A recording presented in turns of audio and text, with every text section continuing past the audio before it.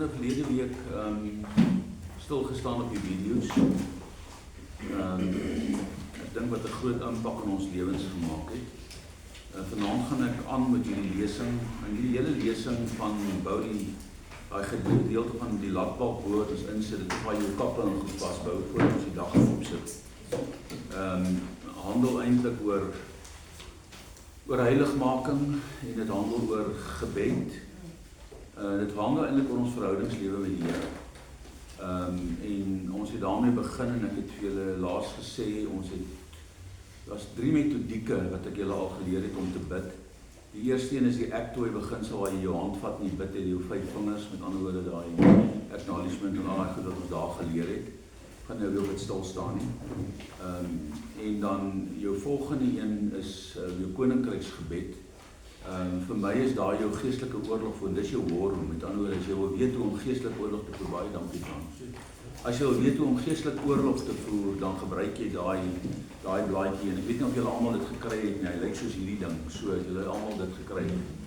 Okay, so as julle dit het, is dit reg. Hier is nog 'n paar vir iemand as wat jy wil hê. Daai ding wys dit vir jou, en daai gaan eintlik oor Romeine 8 vers Romeine 8 is dit vers 3. Die wet van die gees van die lewe het my vrygemaak van die wet van die sonde en die dood. Daar aktiveer ons die krag van die koninkryk. Met ander woorde, daai ding leer jou hoe om die koninkrykskrag vry te stel. En dit gaan oor saadtyd en oes. So ek dink vir my persoonlik het ek daai roete al baie gevolg, en dan uit die aard van die saak is die Onse Vader gebed wat Jesus se raamwerk is vir gebed. Dis die ultimate. As jy die Onse Vader net met jou kop uit kan leer ken, kan jy deur daai 2 dele van die Onse Vader gaan wat baie maklik is om te bid. En hierso so 'n blaadjie, aan hulle dit vir my gescan en toe vir oom Chat gesê, hoor hierso, kry dit gou uitgeprint in Afrikaans of ek het dit vir gesê, ek moet dit net nou oorsit dat die ding nou mooi print uit. My printersformaat verskil van hierdie ene, so ek pak die ding nie lekker nie. So ons sal dit doen. En dan het Ina, jy het klonk goed las op jouself gevat om al daai skrifte goed te begin tik. Kon jy daarom dit uitmaak? Ja, ek het almal getik, hulle oorveel net, maar ek het nie gehou soos wat die persoon sy naam het wat daar uitgegee het. Okay. So dis die spreker kom en ons selfe spreker weer daar. Okay. So ek weet nie of jy wil hê iets met dit. Ek dink wat ons moet doen is, nee, want is daar baie. Ja, ek dink as jy vir my dit dalk op elektronies kan gee of kan mail, Ek sal vir jou mail. dan kan ek dit print en vir elke ou deel gee. Ek gaan na hierdie lesing gaan ons stil staan op daai goed. Want ons aanbidding, laat ek eers so sê, finansies in die koninkryk is 'n baie groot komponent van ons aanbidding. En mense verstaan dit nie. Vir die meeste mense, en dit is hoekom in vandag se era gaan dit alles oor blessing, blessing, blessing. Maar wat ons nie weet nie is, by elke blessing is daar 3 testings voor die blessing kom. En dis altyd testing, testing, blessing, blessing, blessing, blessing, testing, testing, blessing, blessing, testing, testing, testing, testing, testing, testing, testing, testing, blessing, blessing. So dit is hoe dit werk, okay? Maar hulle sê nooit vir jou van die testing gedeelte nie, hulle sê net vir jou van die blessing gedeelte. Nou dit is so, want Johannes 10 vers 10 is baie uitdruklik, die dief het gekom te steel, te verwoes. Ek het gekom dat jy 'n lewe in oorvloed kan hê. Daai lewe is die ewige lewe en 'n oorvloedige lewe. Maar om hierdie oorvloedige lewe te lei, is nie waar ek opgesaai word in 'n diens. En ek het nou al van die ouens gesien, dan hulle kredietkaartmasjiene daai jare hier voor op die kansel. En dan preek hulle hierdie goed en dan gee hulle vir hulle Galasiërs die 6de hoofstuk wat sê net wat jy saai, dit gaan jy maai. En dan belê ouens binne die koninkryk wat absoluut korrek is, maar hulle gee nie vir jou die volgende gedeelte wat hy vir jou sê, as jy volhard daarin, en God sal voorsien op sy tyd wanneer hy weet dis reg. So daai gedeelte los hulle gewoonlik uit. Want enige saad wat geplant word, het 'n interim tyd. En julle sal onthou dat ek het stil gestaan by julle op hierdie blaadjie hier, so saadtyd en oes. Die oomblik as jy jou saad, terwyl jou saad, en nou praat ek vanuit my landbouondervinding uit, terwyl jou saad binne die stoor op die rakke lê. En ek weet nie of julle weet nie, maar saad is nogal duur. Ek het op 'n stadium met 'n saadmaatskappy my genader en my 'n pos geoffer. Ek praat nou van 30 jaar gelede, 33, 35 jaar gelede toe ek nog by landbou was. En dit was een van die groot ouens, is Meifert of Sefola of een van daai ouens. En hulle spesialiseer in saadproduksie. En as jy gaan kyk wat kos saad, is omdat die insette om saad in die hande te kry baie groot is. Maar saad, solank as wat saad, as jy 'n sak saad in jou stoor het, as jy 'n sak saad in jou garage het, dan het jy waarde. Want daai sak saad kos dalk per kilogram, kom ons vat net 'n voorbeeld, R800 'n kilogram of R900 'n kilogram. So jy het R900 se waarde wat in daai garage lê, maar dit gaan R900 bly en dalk gaan dit minder word as jy nie al die gaatjies toestop vir die muise nie. Okay? Maar die oomblik wanneer jy daai saad in die grond gesit het, wat se waarde het jy dan? Zero. Want die oomblik as jy daai R900 gesaai het, is dit weg. En die stadium tussen die saai en die oes, dit moet julle snap, noem ek die interimtyd van geloof. Want nou kom die tyd wat jy hierdie oes moet beskerm. Jy moet bid daaroor, jy moet dit nat gooi, jy moet die bossies uittrek, jy moet die sprinkane wegweer, jy moet 'n klomp goed doen, dis die interimtyd van geloof, jy moet geloof motiveer. En dis wat hulle die ouens nie leer nie. So, hierdie gebed, nou ek praat nou finansies, ek praat nou saad, want die woord is die saad, so jy het 'n huweliksprobleem. So hoe kry ek dit reg om daai ding aan te spreek? Ek kry die saad uit God se woord wat handel oor die huwelik. En as ek die saad van die huwelik het, dan gaan doen ek wat die woord sê, ek gaan doen wat die saad my beveel om te doen. Want dan aktiveer ek die koninkryk en ek sit dit in die grond. Ekskuus, die bel die pastoor my nou net genoeg vir ons. Pastoor Dries, ek gaan jou nou terugbel, hoor, ek is net nie by opleiding besig, hoor. Dankie, bye. So, dit is die interimtyd van geloof. So dit is belangrik om dit te verstaan. So ons het nou gebed redelik gecover, en ek het vir julle dit wat rondom die krag van gebed eintlik laasweek sommer prakties gedemonstreer in individuele reëse, gebedsreëse se lewens. Weet julle wat 'n impak maak? En daai goed, ek sal daai goed elke dag kyk. Want dit is so verrykend en so stimulerend. Wie van julle was laasweek nie? Okay, nee, julle ouens moet maar ons moet daai video's vir julle wys. Ek weet net nie wanneer gaan ons dit doen nie, maar ons moet maar een dag of een aand bymekaar kom en kyk ons net daai goed. Sê dit op die groep. Ja, kan dit doen, ja. Ag, hoekom is julle so slim? Ek kan nie verstaan dat julle so slim is nie. Pastoor, jy is briljant vanaand. Ons sal dit daar sit, ja. Gee die eer. Okay. Nee, dis ons sal dit doen. Ja, ek het eintlik gesê ons gaan dit doen, maar ek het 'n bietjie vergeet. So, ons sal dit goed doen. So, ek wil vanaand gaan ek oor na 'n nuwe, na gebed, 'n deel van jou aanbidding nog, en dit het ek nou gesê, is jou hele lewe. Waarvan ons totale bestaan baie sterk rondom finansiële inslag draai. Ek het eendag gaan kyk, as oor die 3000 skrifte oor finansies, en ek dink jy gaan ons nou lekker kan sê, want die wat jy uitgehaal het, en ek dink daar's nog wat ons nie eens uitgehaal het nie. Okay. Maar daar's iets soos 300 oor gebed. So die verhouding as jy daarna gaan kyk, so met ander woorde, dis nie dat gebed minder belangrik is as finansies nie, dis absoluut meer belangrik as finansies. Maar omdat ons totaal omsingel word deur finansies om te kan oorleef en om te kan aangaan. Ek meen, jy kan nie sonder, iemand moet die water en ligte betaal. Iemand moet jou kar se brandstof ingooi. So jy kan nie leef sonder finansies nie. So finansies het 'n groot impak in ons lewe.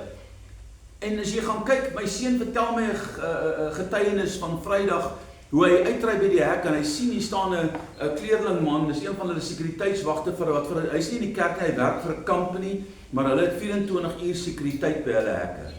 Hy sê en toe hy aangery kom, toe voel hy net in sy gees hierdie wag wat hy altyd groet, daar's iets nie lekker by hom nie.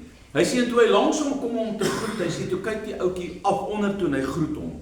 En hy weet, hy sê en hy stop en hy stoot terug. En toe hy nou terugstoot, toe moes die ouetjie nou opkyk. Hy sê en toe hy opkyk, toe sien hy sy oë is bloedrooi gehuil.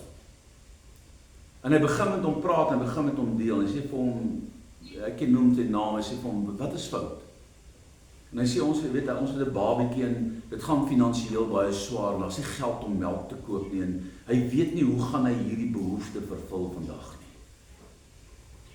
Sy vrou werk nie en regelmatig sê hy staan daar maar hy huil. En hy sê ek het niks geld by my nie, maar ek klim uit en ek lê my hande op hom en ek bid in die naam van die Here Jesus dat die Here vandag vir hom voordat hy die son sakke deur oopmaak. Hy sê die teenwoordigheid van die Here is daar. En hy ry in en hy parkeer, maar met die wat hy inry, sien hy ry 'n vrou by die kerk in. Maar hy sê hierdie vrou kom nie altyd kerk toe nie. Hy sien haar partykeer daar, maar hy sien sy ry by die kerk in en sy maak 'n U-turn en sy draai om. En sy stop by hierdie ou. Hy sê hy is verbaas, hoekom met wat doen sy nou? Want hy sit, hy het nou geparkeer, hy sê maar nou sien hulle, dit speel nou hier voor hom af, weet, hy het nou net vir die ou gebid. Hy sê in die volgende oomblik, hulle het nog nie eens gepraat nie, haal die vrou 'n klomp note, hy sê klomp R100 note uit en sy gee dit vir hom. En sy klim haar kar en sy ry by die hek uit. So sy was nie op pad kerk toe nie. Die Here het haar gestuur. En sy's weg. En Regat sien dit en hy draai hom en hy loop na die wag toe en hy sê, hoorie, wat het nou hier gebeur? Hy sê, maar toe hy daai ou. En hy sê, hy het nog nooit gesien dat die Here so vinnig kan antwoord nie.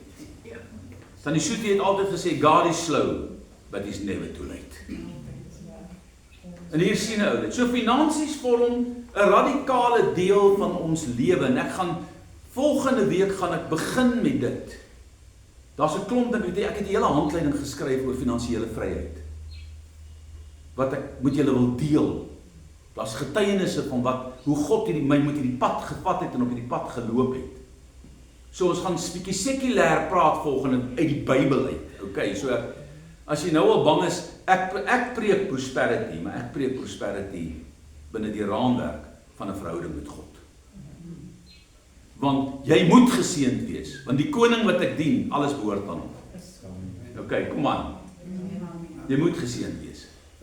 En ons is nie altyd geseënd nie, net vir een rede. Ons volg nie die prinsipels nie. As jou huwelik nie werk nie, kan jy maar gaan kyk. Daar's goed uit lyn uit met die Bybel. Daai goed moet in lyn getrek word. As jou ouer-kind verhouding nie werk nie, gaan kyk wat sê die Bybel. Jy's uit lyn uit. As jou finansies nie wil werk nie, gaan kyk wat sê die Bybel, jy's uit lyn uit. En God gaan jou intrek as jy bereid is om ingetrek te word. So vanaand gaan ek met julle 'n lesing hanteer wat super kwaai is. Okay. En ek hoop julle is reg vir hom. En die titel ek sal bladsy 9, as julle nie weet waar ek is nie.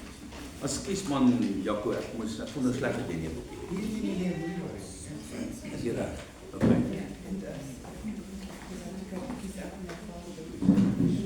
Het jy ook hier?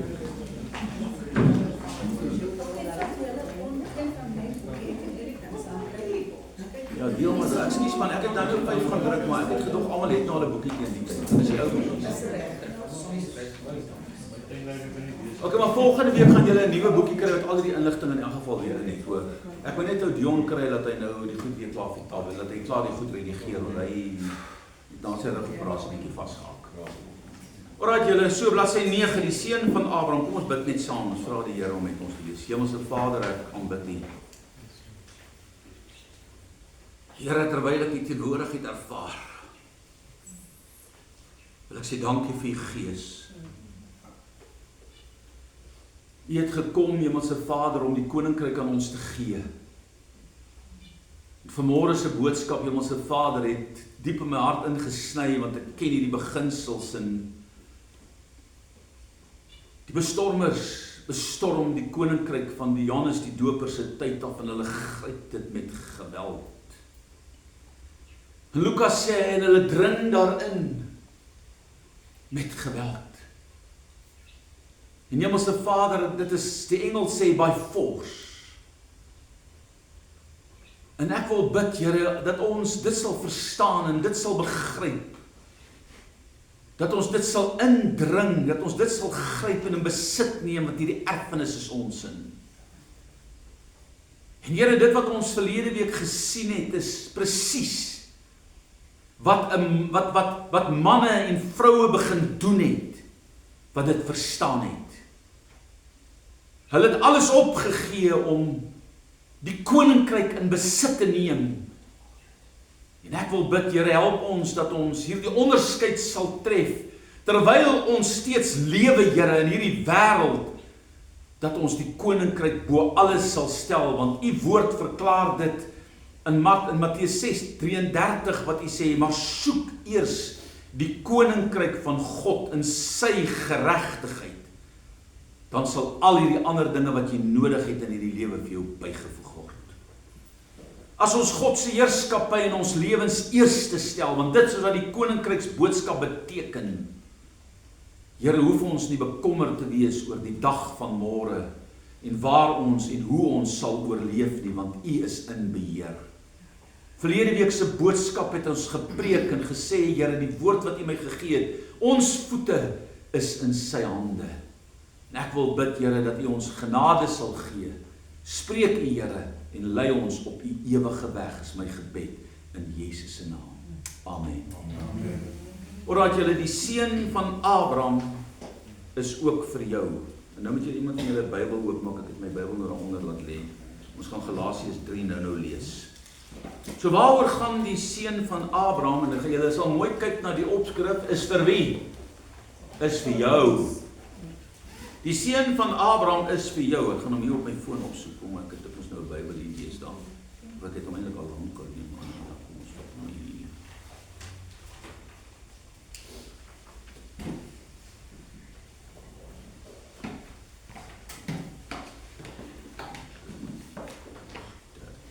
Is dit Galasiërs 3? Galasiërs 3 vanaf vers 13. Ja, ons gaan dit nou lees daar. O my Here.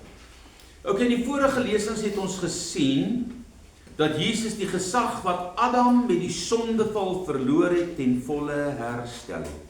En julle, die boodskap van die koninkryk, daai sinnetjie wat ek nou vir jou gee, is waaroor die totale koninkryk gaan. Dis hoekom Jesus gekom het. Die doel van Jesus se koms was om die sonde wat 'n loon het, en die loon van die sonde is die dood. As ek sê die loon van die sonde is die dood, dan beteken dit die dood het 'n betaling, of die sonde het 'n betaling.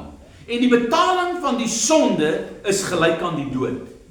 So wanneer jy sonde doen of sonde het, veroorsaak dat dood by die mens pos gevat het.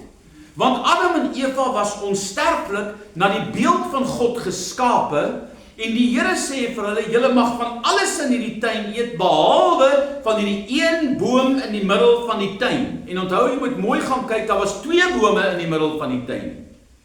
Vir baie jare is ons geleer, daar was net 1 boom in die middel van die tuin. Maar daar is die boom van die lewe in die middel van die tuin, en daar is die boom van die kennis van goed en kwaad in die middel van die tuin. En die duiwel en die Here sê vir julle mag van alles eet, behalwe van die boom van die kennis van goed en kwaad, want die oomblik as julle daarvan eet, dan sal julle sterwe.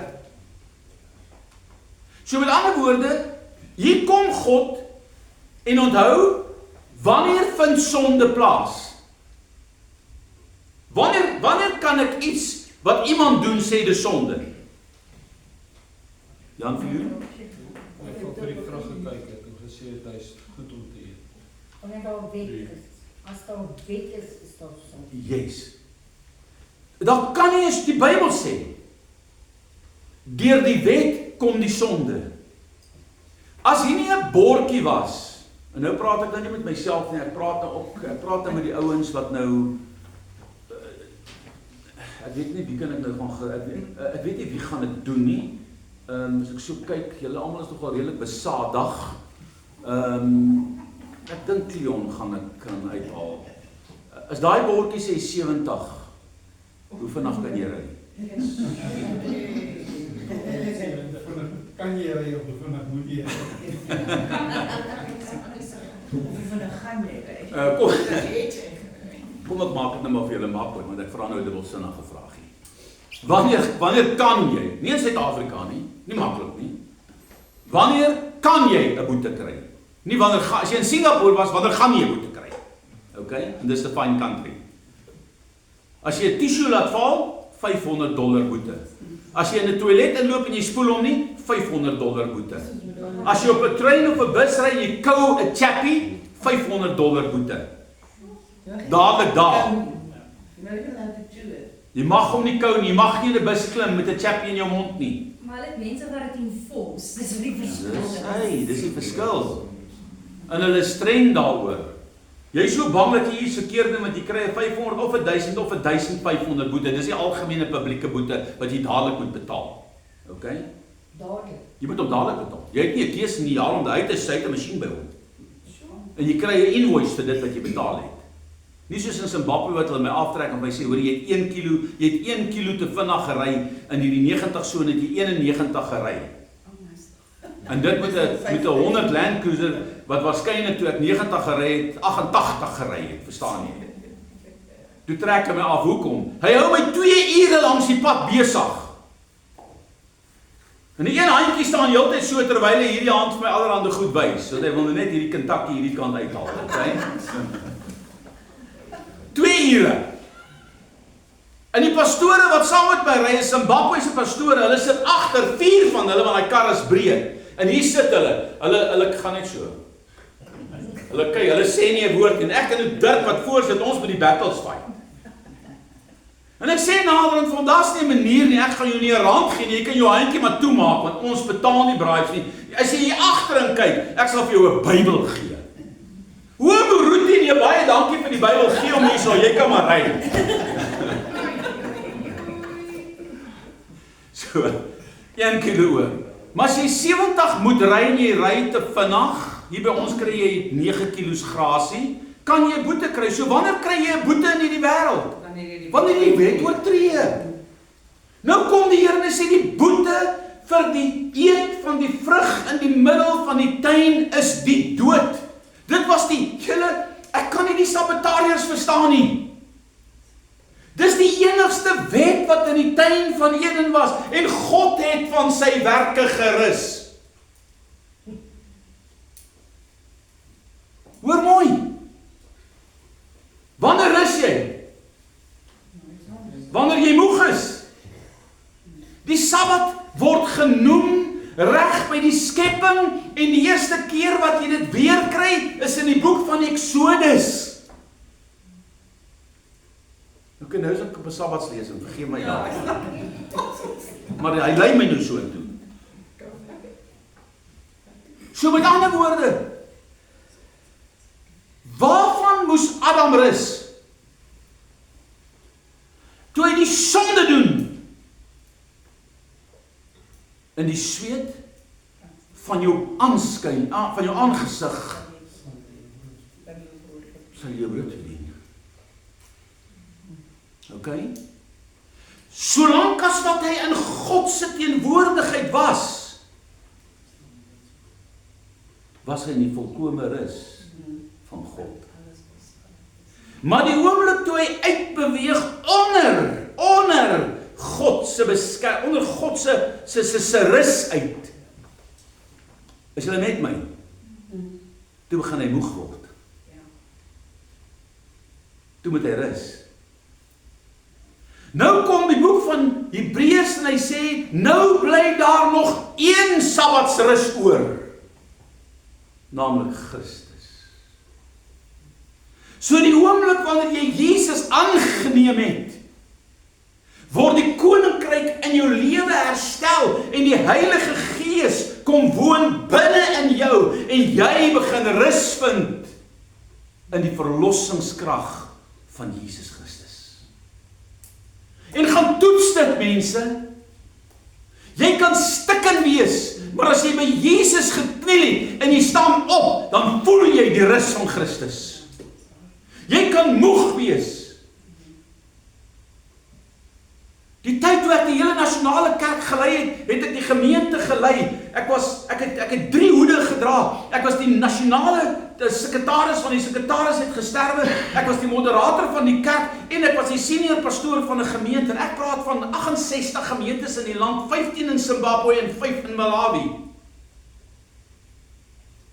Dan ry ek hier weg met my kar, as ek terugkom, dan sit Woensdag ry ek, dan gaan gee ek opleiding oor die koninkryk, dan kom ek Sondagmiddag na 1 terug, dan bedien ek van Donderdag aand af, Vrydag aand, Saterdag die heel dag, Sondag tot 1 uur toe, as ek dan in die kar klim, as ek ophoor. Dan voel jy hoe moeg, maar as jy jou knieë voor die Here buig, en jy staan op, dan is jou siel verkoop, want jy is in die rus van Christus. Hy is jou Sabbatsrus. En hierdie rus moet ons vat in ons hele lewe. Dit is hoekom ons so onstabiel geraak het, want ons rus nie in Christus, in die fasette van ons lewe, in ons families, in ons land nie. Hierdie chaos wat ons sien rondom ons julle, dis omdat ons nie rus in Christus nie. Kom ons wees eerlik. As jy rus in Christus, gaan jy kwaad raak vir al die ander ons wat so nonsens aanjaag hier rondom jou. Nee. Want jy verloor jou, jy weet, God is in beheer, man. So hy is in beheer van jou lewe. So vanaand kom ek en ek sê vir jou, Christus het die koninkrykskrag, het sy heerskappy kom herstel. Hoe weet ek dit? En ek gaan dit vanaand vir jou lees in hierdie skrif wat ons nou hier oopgemaak het. Galasiërs die 3de hoofstuk vanaf vers 13. Christus het ons losgekoop van die vloek van die wet. So wat is die vloek van die wet? Dit is die dood. Okay? So hy het jou losgekoop. Dit is hoekom die ultimate boodskap is nie die kruis per se nie. Hoor jy wat ek sê? Dit klink nou radikaal. Ek en jy moet deur die kruis kom. Maar die ultimate boodskap is nie die kruis wat vir jou wat die finale autoriteit gee nie. Want as die kruis daar is, as die kruis daar was, en daar was nie 'n opstanding nie, dan was die kruis te vergeefs. Hoor jy wat ek sê? Want die doel van die kruis was om elkeen van ons los te koop van die vloek van die wet. Sodat elkeen wat glo uit die dood het kan opstaan. Dis jou hoop. So my hoop is nie die kruis nie, my hoop is Christus, wat deur die kruis gekom het, wat daar die offer gegee het, wat die prys betaal het vir elkeen wat glo deur sy offer, om vergifnis van sonde te kan ontvang, sodat jy die Heilige Gees kan ontvang. Dis die ultimate. Want wat verloor Adam in die tuin van Eden? Hy verloor die teenwoordigheid van God, want hy word uit God se teenwoordigheid uitgesit, buitekant die tuin, en Gerard word aangesit om te sê, bewaak die tuin. Hoekom? Want daar staan 'n boom van die lewe. As hulle van die boom van die lewe geëet het, sou hulle vir ewig gelewe het, en God het geweet, hulle kan nie in hierdie toestand van sonde vir ewig lewe nie. Hulle was weggevoer, en nou kom die dood in. Hulle was verwyderd van die boom van die lewe, en die dood het ingetree. So luister mooi. Sy koninkryk het 'n boodskap. En daai boodskap word in hierdie vers baie duidelik uitgespel, en jy moet dit mooi gaan kyk. Christus het. Moet dit nog gebeur of is dit afgehandel? Dit is afgehandel. Christus het ons losgekoop van die vloek van die wet deur vir ons 'n vloek te word. Want daar is geskrywe, vervloek is elke een wat aan 'n hout hang. So wat het met Christus gebeur op die kruis? Hy was vervloek terwille van Henry Nel. Hy was vervloek terwille van julle almal wat hier sit. En nie net julle nie, die hele wêreldse mense. Sodat elkeen wat hom aanneem, gered kan word. So, nou sê hy hierso, vir ons 'n vloek te word, want daar is geskrywe, vervloek is elkeen wat aan 'n hout hang. Kyk nou mooi, hier is die purpose, die doel. Wat beteken die woordjie sodat? Gaan maak hierdie hek toe, asseblief Jan Viljoen, sodat iemand nie kom Peter nie. Wat sê die woord sodat vir jou? Dit is 'n doel. So, hier's 'n doel. Hoekom het hy 'n vloek geword? Hoekom het hy op die kruis gehang?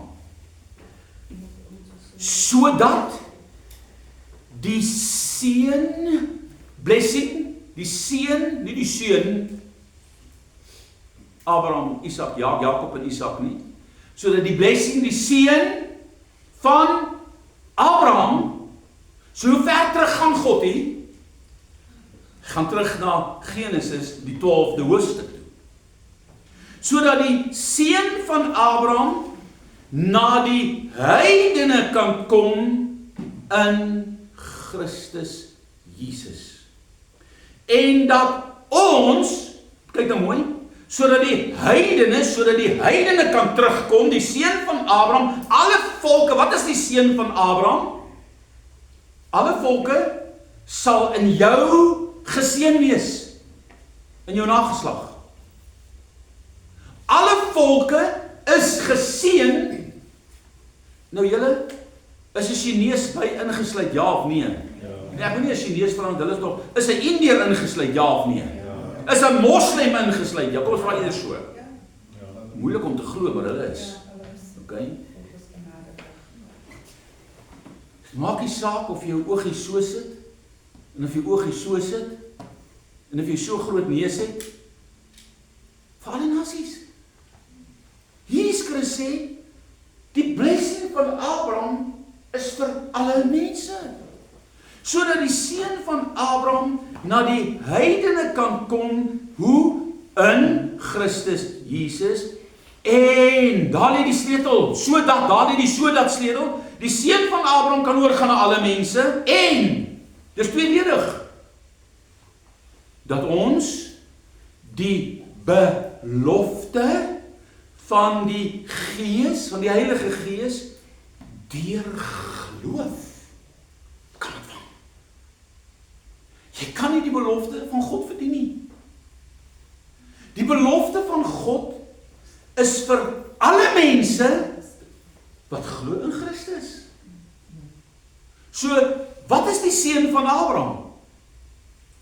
Alle mense ontvang kan die belofte van die Heilige Gees ontvang. So, alle mense, want onthou, Genesis was daar nog nie 'n nasie soos Israel nie. Genesis was Abraham, was Adam, was Abel, was Set, was Noag, was Henog. Okay? Daar was nog geen nasie nie, dit was mense. Die nasies het eers gekom, ja, daar het nasies na die sondvloed, het hulle in die wêreld begin vorm, maar almal vanuit die geslag van Noag uit, waarvan die een kind vervloek was, okay? Omdat daar iets gebeur het wat 'n mens nie presies jou vinger kan oplê nie. Maar vir alle nasies is daar hierdie voorbou, hierdie belofte, dat jy kan dieselfde seën as Abraham ontvang. So ek wil met jou praat oor daai blessing. Wat is daai blessing?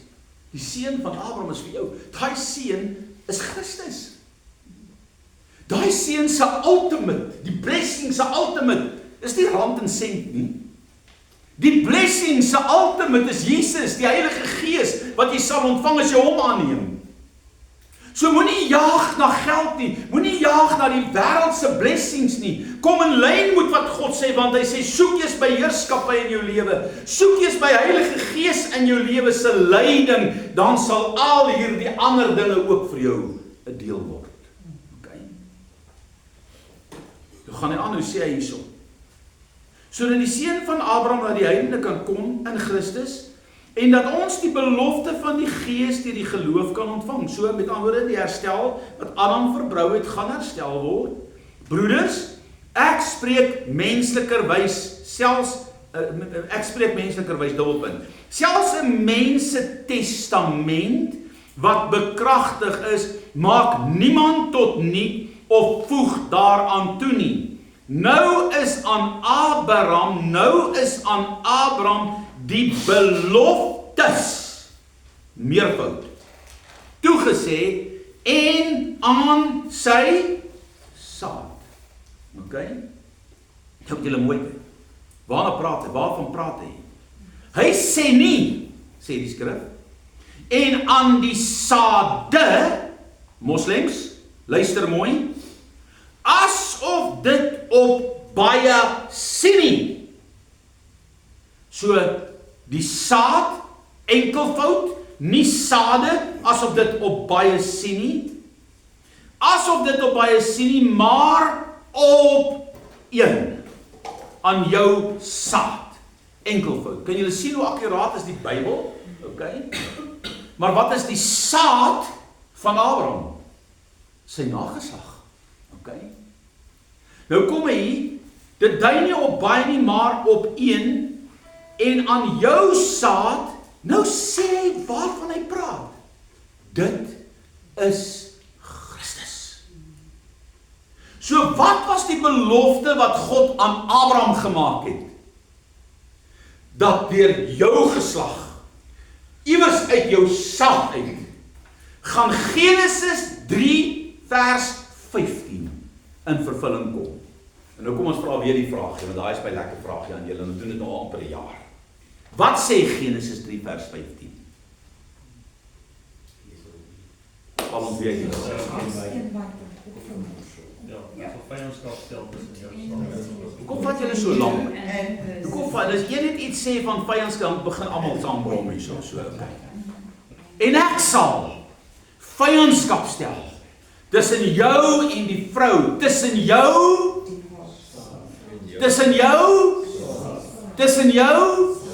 saad en haar saad, tussen jou nageslag Satan en hierdie vrou wat uit die vrou gebore sal word. Okay? Van die vrou, die sondeval, geïnisieer. Okay? Adam is die oorsaak, maar sy het dit geïnstigate. Dis hoekom die vrouens instigate baie dinge. Okay. Ja, so hulle instigate, altyd instigators. Maar Adam abdikeer. As julle weet wat daai woord beteken. Ek ook nie, maar moenie worry nie. Nee, abdikeer beteken jy staan terug en jy laat God se water op God se akker. Dis wat die manne in die huwelik doen. Vroue moan en kerm en gaan te keer en hy sit nie. Gaan dit aan. Hoor niks, voel niks, verstaan niks. Verstaan eintlik niks. Voel niks. Weet niks. Okay. Hy abdikeer. Hy staan terug. Hy is nie lus vir die konflik nie. Okay. Hier sê die Bybel, sodat die seun van Abraham na jou toe kan kom. Wat is die seun van Abraham? Die belofte van die Gees van God vir elke mens wat Jesus aanneem en die werk wat hy op Golgotha op die kruis vir jou gedoen het. So as jy geloof het in Christus, as jy Jesus aangeneem het, is die krag van die koninkryk jou erfenis. Dis jou net. Hoe dit sê verder? Hy sê nie aan die saade asof dit op baie sien nie, maar op een, aan jou saad, dit is Christus. Maar ek sê dit, die wet wat 430 jaar later gekom het, maak die verbond wat deur God in Christus van tevore bekragtig is, nie kragteloos om die belofte tot niet te maak nie. Want as die erfenis uit die wet is, dan is dit nie meer uit die belofte nie, maar God het dit aan Abraham, deur 'n belofte genadiglik geskenk. So, wat het hy genadiglik aan Abraham geskenk? Die feit dat hy sy gees gaan laat terugkom deur iemand wat uit sy nageslag gebore sal word, naamlik die Messias, waarvoor die hele Israel en die hele wêreld in afwagting was. So die oomblik wanneer hy sou kom, dan gaan goed herstel word. En dis presies wat Jesus kom doen het. Nou gaan hy aanhou sê hy, want as die erfenis uit die wet is, dan is dit nie meer uit die belofte nie, maar God het dit aan Abraham deur 'n belofte genadiglik geskenk. Wat beteken die wet dan? Dit is bygevoeg weens die oortredinge, totdat die saad aan wie ek het volgende daaroor gepreek, totdat die saad aan wie die belofte gedoen is, sou kom, en dit is deur die engele beskik, deur die tussenkoms van 'n middelaar, en die middelaar is nie net een nie, maar God is een, okay? So die middelaar is nie net een nie, maar wie is een? God is een. Hoor Israel, die Here jou God is een Here. Is die wet dan teen die belofte van God? Nee, stellig nie. Want as daar 'n wet gegee was wat krag het om lewend te maak, dan sou die geregtigheid werklik uit die wet wees. Maar die skrif het alles ingesluit onder die sonde, sodat die belofte uit die geloof in Jesus Christus aan die gelowiges gegee kan word. So wat wil God aan my en jou gee? Die belofte, wat is die belofte? Sy Heilige Gees. Ons mis dit. Mense soek nie meer dan die teenwoordigheid van die Gees van God in hulle lewe nie. Hulle streef nie meer daarna nie. Maar voordat die geloof gekom het, is ons onder die wet in bewaring gehou, ingesluit met die oog op die geloof wat geopenbaar sou word. Die wet was dus ons tugmeester, jou pedagogos, na Christus toe, sodat ons geregverdig kan word uit die geloof. Geregtigheid is deur geloof, net soos Abraham geregtigheid gevind het deur sy geloof. Maar nou dat die geloof gekom het, is ons nie meer onder die tugmeester nie, want julle is almal kinders van God deur die geloof in Christus Jesus. Gee my gou 'n skrif wat daarbey aanpas. Wanneer het jy 'n kind van God geword? Johannes 1 vers 12. Quoteer hom vir my. Almal wat hom aangeneem het, aan die wat aan hom geglo het, uit die reg. As hy.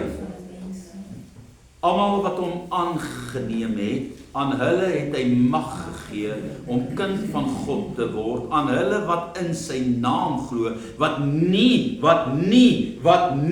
deur die wil van 'n mens nie, maar wat uit God gebore is. So wanneer is kindskap verseël? Wanneer jy weer gebore word uit God uit. Okay. So met ander woorde, dis onvermydelik. En hoe word jy weer gebore? Deur die Gees. Okay.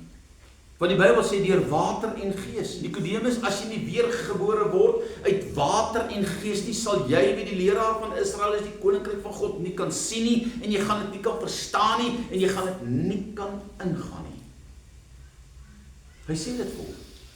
Hy kon dit nie snap nie, hy kon dit nie verstaan nie. Nou gaan hy anders sê, want julle almal wat in Christus gedoop is, het julle met Christus bekleed.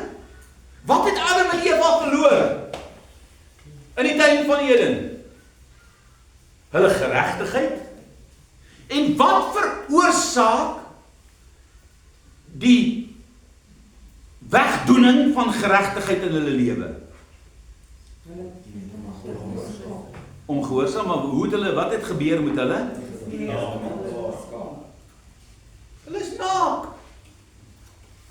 Okay, skaam, jy kan maar so op om sê, maar hulle het nie klere nie. Wat doen hulle toe? Hulle vang 'n paar vyeblare. Nou weet ek nie wat 'n wille vy is nie, want hy het 'n redelike grade groot blaar. Ek hoop net was 'n gewone makvy nie, want daai ding is baie krapperig, né? Maar dit sou dalk 'n les gewees het, okay?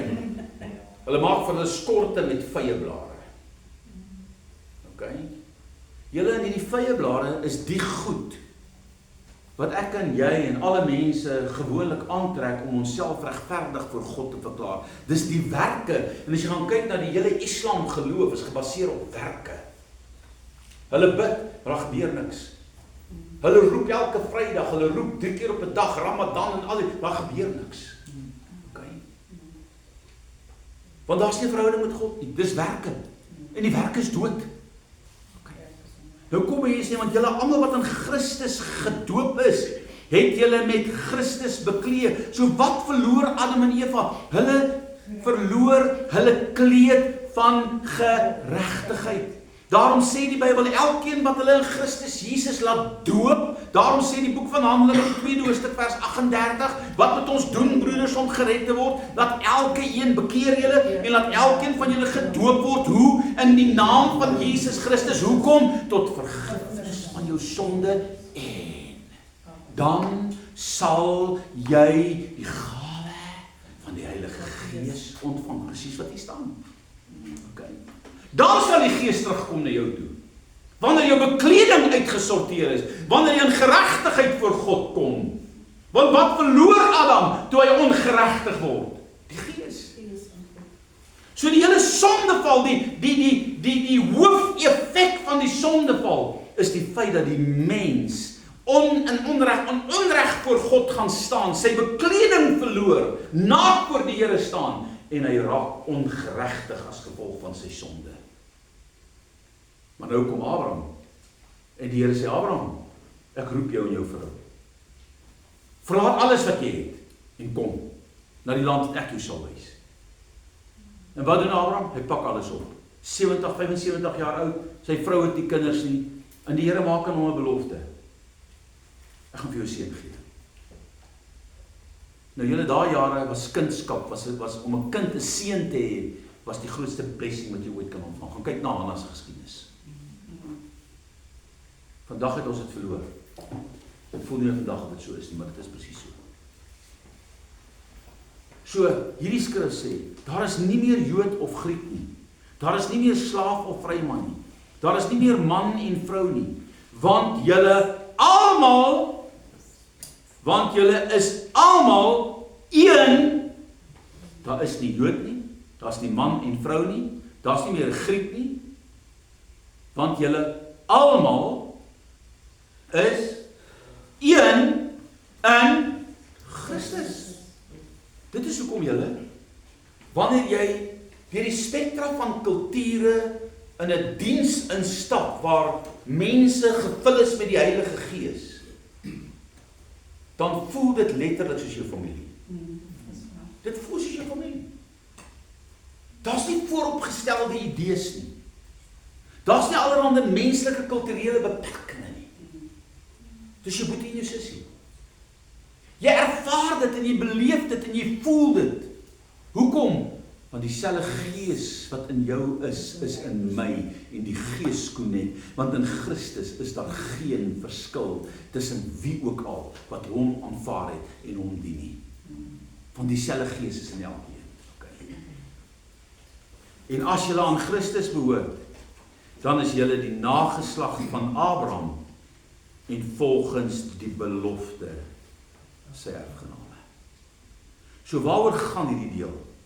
Hierdie skrif sê, die ultimate van die sondeval, wat die verwydering tussen God en mens veroorsaak deur sonde, is herstel in Christus Jesus. En die oomblik wanneer jy Jesus aanneem en gebruik maak van sy versoeningswerk en offer, dan kom jy in geregtigheid deur sy geregtigheid, deur jou geloof, en is jy gereed om weer die Heilige Gees van God in jou te ontvang. So, die blessing van Abraham kulmineer, weet ek wat die regte woord is nie, dit spel uit. binne die ontvangs van die Heilige Gees. Julle, dis die grootste prys waarna ek en jy moet jaag. Is om gevul te word met sy Heilige Gees. En nou dink ek terug aan my en Jaco so daar in die aand. Ons was opgeroep, jy het 'n briefie gekry. Dan sê hulle vir jou, vir die volgende 2 jaar word jy dienspligtig deur die staat opgeroep. En jy sal daai oggend daar aanmeld. Daar's nie 'n keuse nie. En ek het net tot bekering gekom, want ek het eers gaan swat en toe het ek AMI toe gegaan en dit was hier in 82 en in 1981 op 24 Desember toe kom ek tot bekering. So ek is 'n rou roekie in die Here. Maar een ding het ek verstaan, want ek het in 'n Pinksterkerk tot bekering gekom. Dat die Heilige Gees is die ultimate. En ek sê vir die Here, daar's geen manier dat ek op enige trein of 'n bed, vir daai jaar was dit Bedford Lorries, of op 'n bed verklim, sonder dat U my gevul het met die Heilige Gees nie. Ek sê dit vir die Here. Nou moet julle weet, jy word gewoonlik so 6 maande voor die tyd opgeroep, miskien dalk 'n bietjie langer, kry jy jou 'n briefietjie, en as jy nog swat, dan moet jy uitstel vra, dan gee hulle jou gewoonlik uitstel, maar as jy nou nie uitstel vra nie, dan moet jy maar net opdaag, anders daag daar ouens in die uniform met 'n rooi beret op, met hierdie rooi bereis op, okay, hulle noem die weermagpolisie, wat dit ook al is. Ja, militêre polisie. Hulle kom haal jou. Okay. So, ek sê Here, ek gaan nie AMI toe. Want nou skiet hulle op die grens dood, as ek gevul met die Heilige Gees nie. En ek bid. Ek moet die Saterdagoggend 6:00 op die stasie wees. Ek bid daai hele tyd. Niks gebeur nie. Daai Woensdag aand gaan ek bid hier toe. Ek sê vir die Here, jy het 'n belofte dat jou Gees aan my behoort. En ek gaan eers hospitaal toe saam mense, ons gebid vir iemand en in die hospitaal toe inloop te kom, toe sien die persoon wat in die hospitaal in die bed lê my en hy sê ek wag die hele dag vir jou. Ek sê hoekom om vir jou? En pastoor Paul Malang was ook daar. Hy sê pastoor Paul, die Here het vandag vir my die hele dag al gewys, hy gaan vanaand hierdie man vul met die Heilige Gees. Vat my sak toe, dan salf jy hom met olie en dan bid jy vir hom in die naam van Jesus dat hy die Heilige Gees kan ontvang. Dis nie die sakdoek en die olie wat dit doen nie. En hulle salf die sakdoek en hulle sit dit op my mond en die bid hier gaan aan en ek voel nie, ervaar nie die krag van die Here nie. Ek kom nie in die spreking in tale nie en niks gebeur nie. Die bid hier vandag en hulle vandag al die mense sê Here, dis onmoontlik. En nou dan die Soetie en dan die Valerie en nog dan die Poppy. Kyk, daai drie was gevaarlik in 'n gebedskamer. Jy is so bang as hulle bid, nee, want kyk hulle bid in die Gees en jy is so bang hulle wys enige ding in jou lewe uit en sê vir jou moet jy doen dit en dat en dit. Jy is op in die verf van hulle aan bid. Dan sê kom hier. Nou gaan ons bid vir die Heilige Gees. Here, jy moet sê Here jou belofte gee. Ja tannie Valerie, ja tannie Poppy, ja tannie Soetie. Jy gaan nêrens nie. Vanaand bid ons vir die Heilige Gees. En hier bly 'n klompie ouens agter. Daaraan bid ons 10:00 daai aand. Toe vul die Here my met die krag van die Gees van die Here. Julle dat hy my so radikaal vul. As ek met jou Afrikaans begin praat, gaan ek oor in 'n taal. Ek kan nie met jou praat nie. Ek ry huis toe, maar ek praat met tale die hele tyd. Ek lê in my bed, want die Gees van God is op my, dat nadat vir die Here vra, Here, lig net u Gees vir my af, want dit gaan my, dit oorweldig my.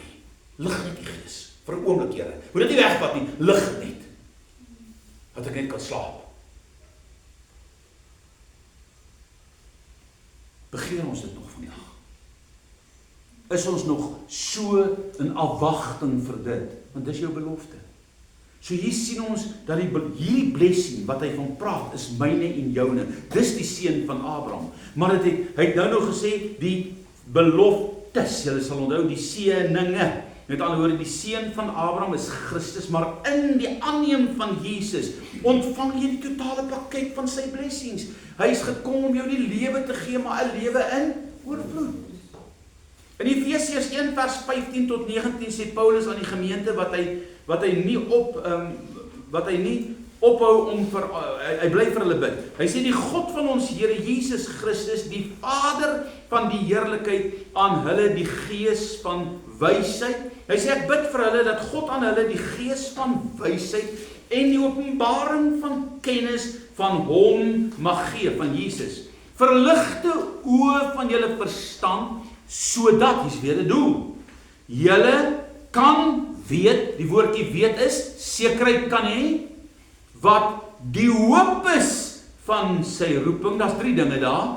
Wat moet jy sekerheid van hê? Wat moet jy weet? Die hoop van jou roeping, en wat die rykdom van die heerlikheid van sy erfdeel onder die heiliges, sy kinders is, en wat die uitnemende grootheid van sy krag is vir ons wat glo. So kan jy sien, wat sê hy hier?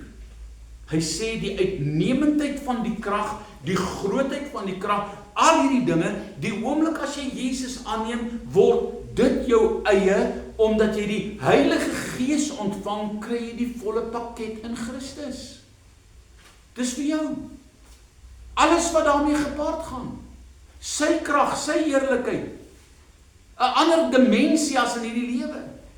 Hiermee beklemtoon Paulus die noodsaaklikheid dat elke kind van God sekerheid moet hê, want jy moet dit weet, wat die hoop is wat Jesus vir ons kom gee het, asook hoedanig die rykdom van die erfdeel is wat ons deur hom ontvang het. So jy moet dit weet. Wat is die rykdom van sy erfdeel? Julle, dis ultimate die Heilige Gees.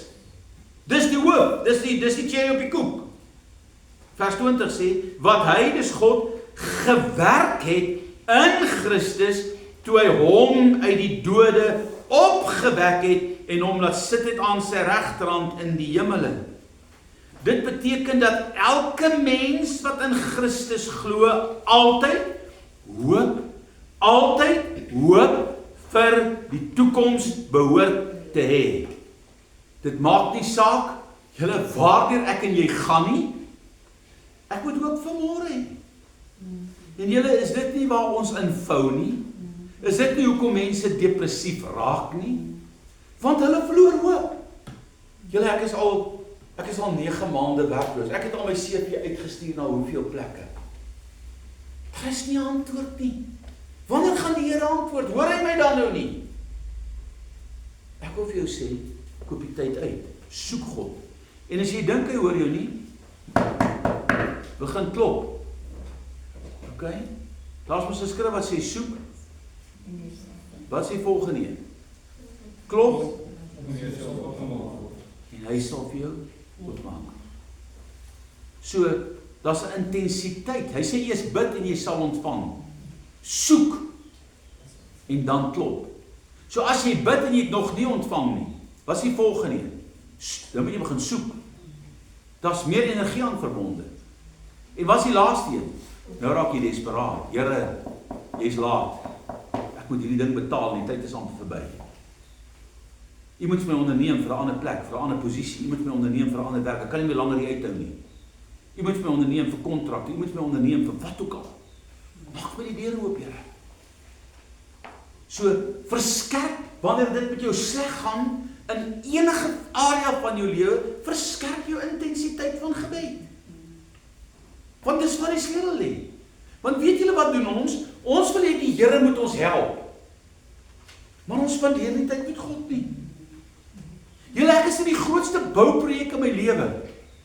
Maar hy staan in Shalom en ek besluit ek gaan hierdie huis vat en dit is 'n groot huis, is 'n 380 vierkante meter huis, dubbelverdieping huis.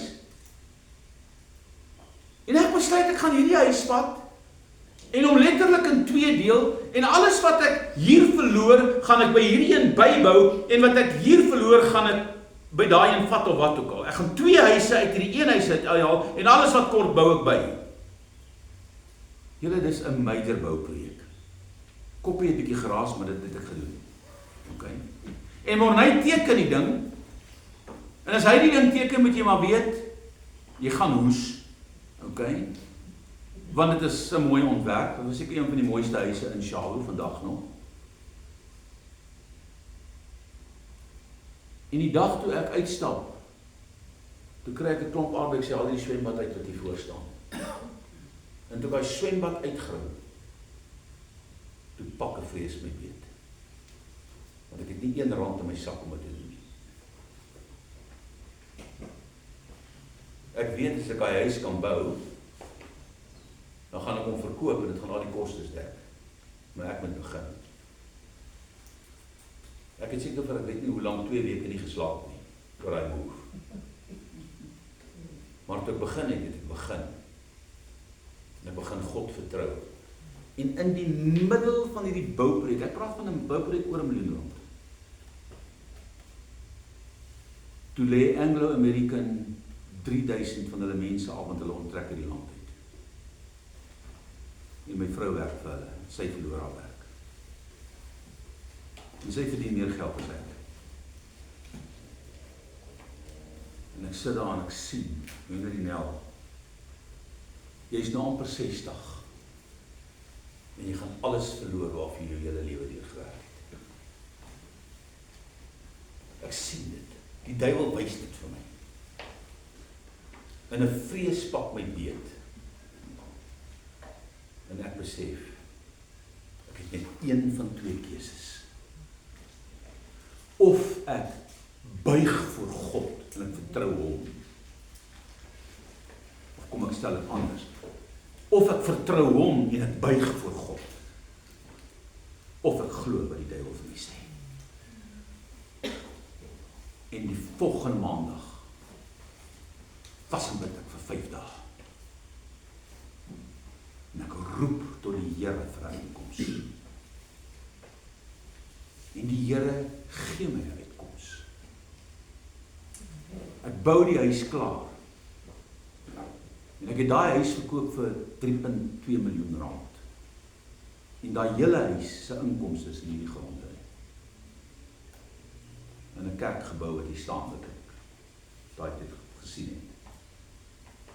Hoekom? Want die koninkryk is bo alles. Yes, amen. Okay. Sy koninkryk. Die dag toe ek hier afry, en ek sien hierdie plotte,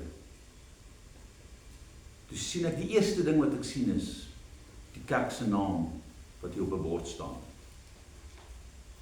En ek dog, Here, dit kan ons nou nie toevallig wees nie. Ek soek nou al vir maande lank na 'n stuk grond hierdie goed is net hierdie kan nie bekostig nie. Nie so klein word op hy hom so skeef. So, wat wil ek met jy verstaan? God is jou toevlug. Amen. Moenie roekeloos wees nie. Want ek is baie keer te roekeloos. Okay. Maar geloof kan nie vervang word nie. Dawid was ook roekeloos toe hy voor hierdie reus gaan staan het. Maar wat vir my kwaai was, iemand kom in hierdie week en sê, ek wil jou sien, Henry, en hy gaan sit saam met die pastoor, en hy sê, hoor die Here het 'n woord vir jou. Hy sê, jy moet nie dink, hy sê, jy het voor baie groot dinge in jou lewe gestaan in die afgelope 36 jaar in die bediening. Hy sê, maar wat jy nie verstaan nie, in al die gevalle, moes jy jou hande aan die ding slaan om deur hy goed te kom. Hy sê, jou grootste stryd lê nou voor jou. Jou Goliat lê nou voor jou. Hy sê maar wat ek vir jou kom sê is vandag, dis nie 'n negatiewe boodskap, jy moet verstaan wat ek vir jou sê. In al die ander gevalle het Dawid met 'n beer, hy sê en ek het hom aan sy baard gegryp, julle. Hy sê ek het die leeu aan sy baard gegryp en hom doodgemaak. Nou julle, 'n leeu aan sy baard gegryp. Het jy al gekyk hoe lyk 'n leeu van naby af? Het jy al gekyk hoe lyk 'n leeu van ver af? Ek wil hom nie van naby af sien nie. Daai se voete is so groot, man. Ek het foto's gesien in die Kreerwiltuin wat hy 'n Land Rover se bank bo van sy rim afklap. Hy het nie met 'n cruiser reg gekry, maar dit met 'n Land Rover.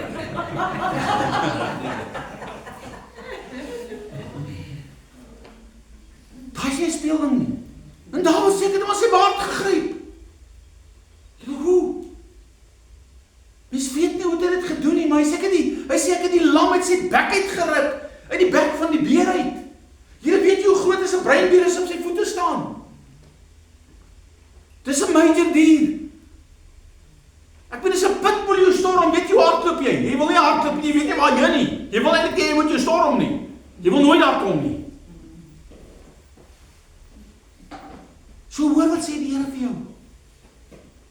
Gryp vanmôre is sy koninkrykskrag, dis jou belofte deur die Gees van God, dis jou ultimate. Hy sê, jy het hoop vir môre, as 'n toekoms vir môre, jy moet dit verstaan, want almal wat hom aangeneem het as sy kind, jy sal opstaan uit die dode, maak nie saak wat om jou gebeur nie. Daai dag sit ek in sak en as, 5 dae vas en bid ek voor die Here, en God gee my 'n uitkoms, en eventueel toe die Here vir my sê, dis nou tyd om te skuif, en julle moenie goed voor die tyd doen nie, wag op die timing van die Here, want dis waar ons dikwels fout. Ons hoor wat sê God, en dan wil ek my tyd volg, ek wil my ding doen, hoekom? Want my gees dryf my aan, nee, wag op die Here, hy sal vir jou wys wat en wanneer. Loop net met hom, hoekom? Verlede week se boodskap, wie van julle het verlede week se boodskap geluister, sy voete is in, jou voete is in sy hand. Die wat het, ek sal dit op die groep, so dan kan julle dit luister, ok, en die wat het al geluister, luister sommer weer, ok, jou voete is in sy hand.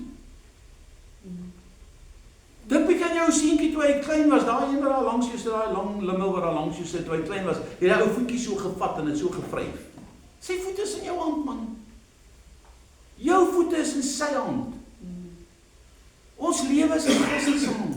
Nou kom hy hier en hy sê, dit is jou hoop, die rykdom van sy heerlikheid, die hoop is wat Jesus ons kom gee het, as ook hoedanig die rykdom van die erfdeel is, vers 20, wat hy gewerk het in Christus, toe hy hom uit die dode uit opgewek het, die opstanding uit die dode is vir my en jou bedoel, dis die ultimate van alle dinge, en weet jy wat, hy sê dieselfde Gees wat in Christus is, wat hom uit die dode uit opgewek het, Romeine 8, is dieselfde Gees wat jou sal opwek in die dag, wanneer die Here Jesus weer gaan kom. So wat is die kruks daar? As jy nie die Heilige Gees het nie, kan jy nie uit die dood uit opstaan nie, julle. Want dieselfde Gees wat Christus uit die dood uit opgewek het, is die Gees wat jou gaan opwek uit die dode. Die Gees wat jy gehad het, toe jy dit uitgegee het, toe jy dit uitgeblaas het, jou lewensgees teruggegee het aan God, toe jy hierdie wêreld verlaat het, die Gees gaan terugkeer na sy kinders toe, en dan gaan jy opstaan, nie vol merke nie, nie met 'n gebreklike arm of 'n been of 'n oog wat nie kan sien nie, of wat ook al nie, jy gaan perfek voor die Here wees. Okay. En wat 'n verheerse liggaam. En hoe Paulus sê, hoe danig daai liggaam is, weet ons nie. Want ons kan dit nie verduidelik nie, ons kan dit nie verklaar nie. Maar jy gaan verheerlik wees. Jy gaan lyk soos Christus gelyk het toe hy opgestaan het uit die dode. Het hy dieselfde gestalte gehad? Nou hoor. Want die Emmausgangers herken hom nie. Toe hy op die strand staan, herken hulle hom nie. Eers toe hy met hulle begin praat, toe herken hulle hom. Toe hy sy hande wys, toe herken hulle hom. So, hoe lyk 'n verheerlikte liggaam? Ons weet nie. Maar dit, sien jy een Anna? Ja. Hè? Jy gaan nie worry oor papwiele nie. Jy gaan nie worry om jou baas gelukkig te hou nie. Jy gaan nie hier sit in hierdie verkeer wat jy honderde taksies voor jou indraai nie. Jy gaan nie elke dag op die nuus hoor wat se aanjaag die politieke mense doen nie. Jy gaan nie hoor van jy gaan nie hierdie gemors hoor wat jy gaan nie bloot juis verheerlik in Christus Jesus. Dit beteken dat elke mens wat in Christus glo altyd hoop vir die toekoms sal hê en kennis van sy erfdeel. Elke persoon wat Jesus deur geloof aangeneem word, is altyd hoop vir môre te hê. Dit behoort voortdurend daarna te strewe om die volheid van hierdie oorvloedige lewe te ontvang. Die vraag is egter, hoekom sien ons so min Christene in hierdie oorvloedige en geseënde lewe? Hoekom sien ons dit nie? En julle dink dus 'n bietjie aan mense wat jy ken. Is daar nie maar baie Christene wat struggle en sukkel en hulle kom net nie voor nie. Hulle emosies is up and down en onderste bo en hulle sukkel met, ons almal sukkel met goed. Okay? Ek weet, dis nou nie julle nie, maar ek doen nogal. Die antwoord op hierdie vraag is opgesluit in die openingswoorde van Paulus, waar hy onophoudelik bid dat God aan die gemeente in Efese die gees van wysheid en die openbaring in die kennis van Jesus mag gee, verligte oë, geestelike insig van hulle verstand, om hulle hoop in Christus en die rykdom van hulle erfenis te verstaan. So met ander woorde, jy moet insig hê in wat Christus vir jou kom doen het. En julle onthou weer Johannes 10 vers 10. Die dief kom net om te steel, te verwoes en te slag. Ek het gekom dat julle lewe kan hê en 'n oorvloedige lewe. Nou julle, wat se ding is 'n oorvloedige lewe? Jy kan R1 miljoen in die bank hê wat jy môre kan gaan uitgee en dan het jy nog R1 miljoen oor. As jy nie Christus het nie, beteken dit vir jou niks. OK? As jy nie huweliksgeluk het nie, dan gaan dit nie goed met jou nie. As jy nie gesondheid het nie, dan gaan dit nie baie goed met jou nie. So, hierdie lewe in oorvloed is meer as net 'n bankrekening. Dit gaan oor vrede, innerlike vrede. Dit gaan oor 'n volle lewe as gesin, met ander woorde jou kinders, jy weet hulle is by God, hulle dien die Here. Dit gaan oor, ek het 'n goeie werk, ek het goeie inkomste. Dit gaan oor, ek het lewensgesondheid, my liggaam is gesond. Dit gaan oor vrede, innerlike vrede, julle.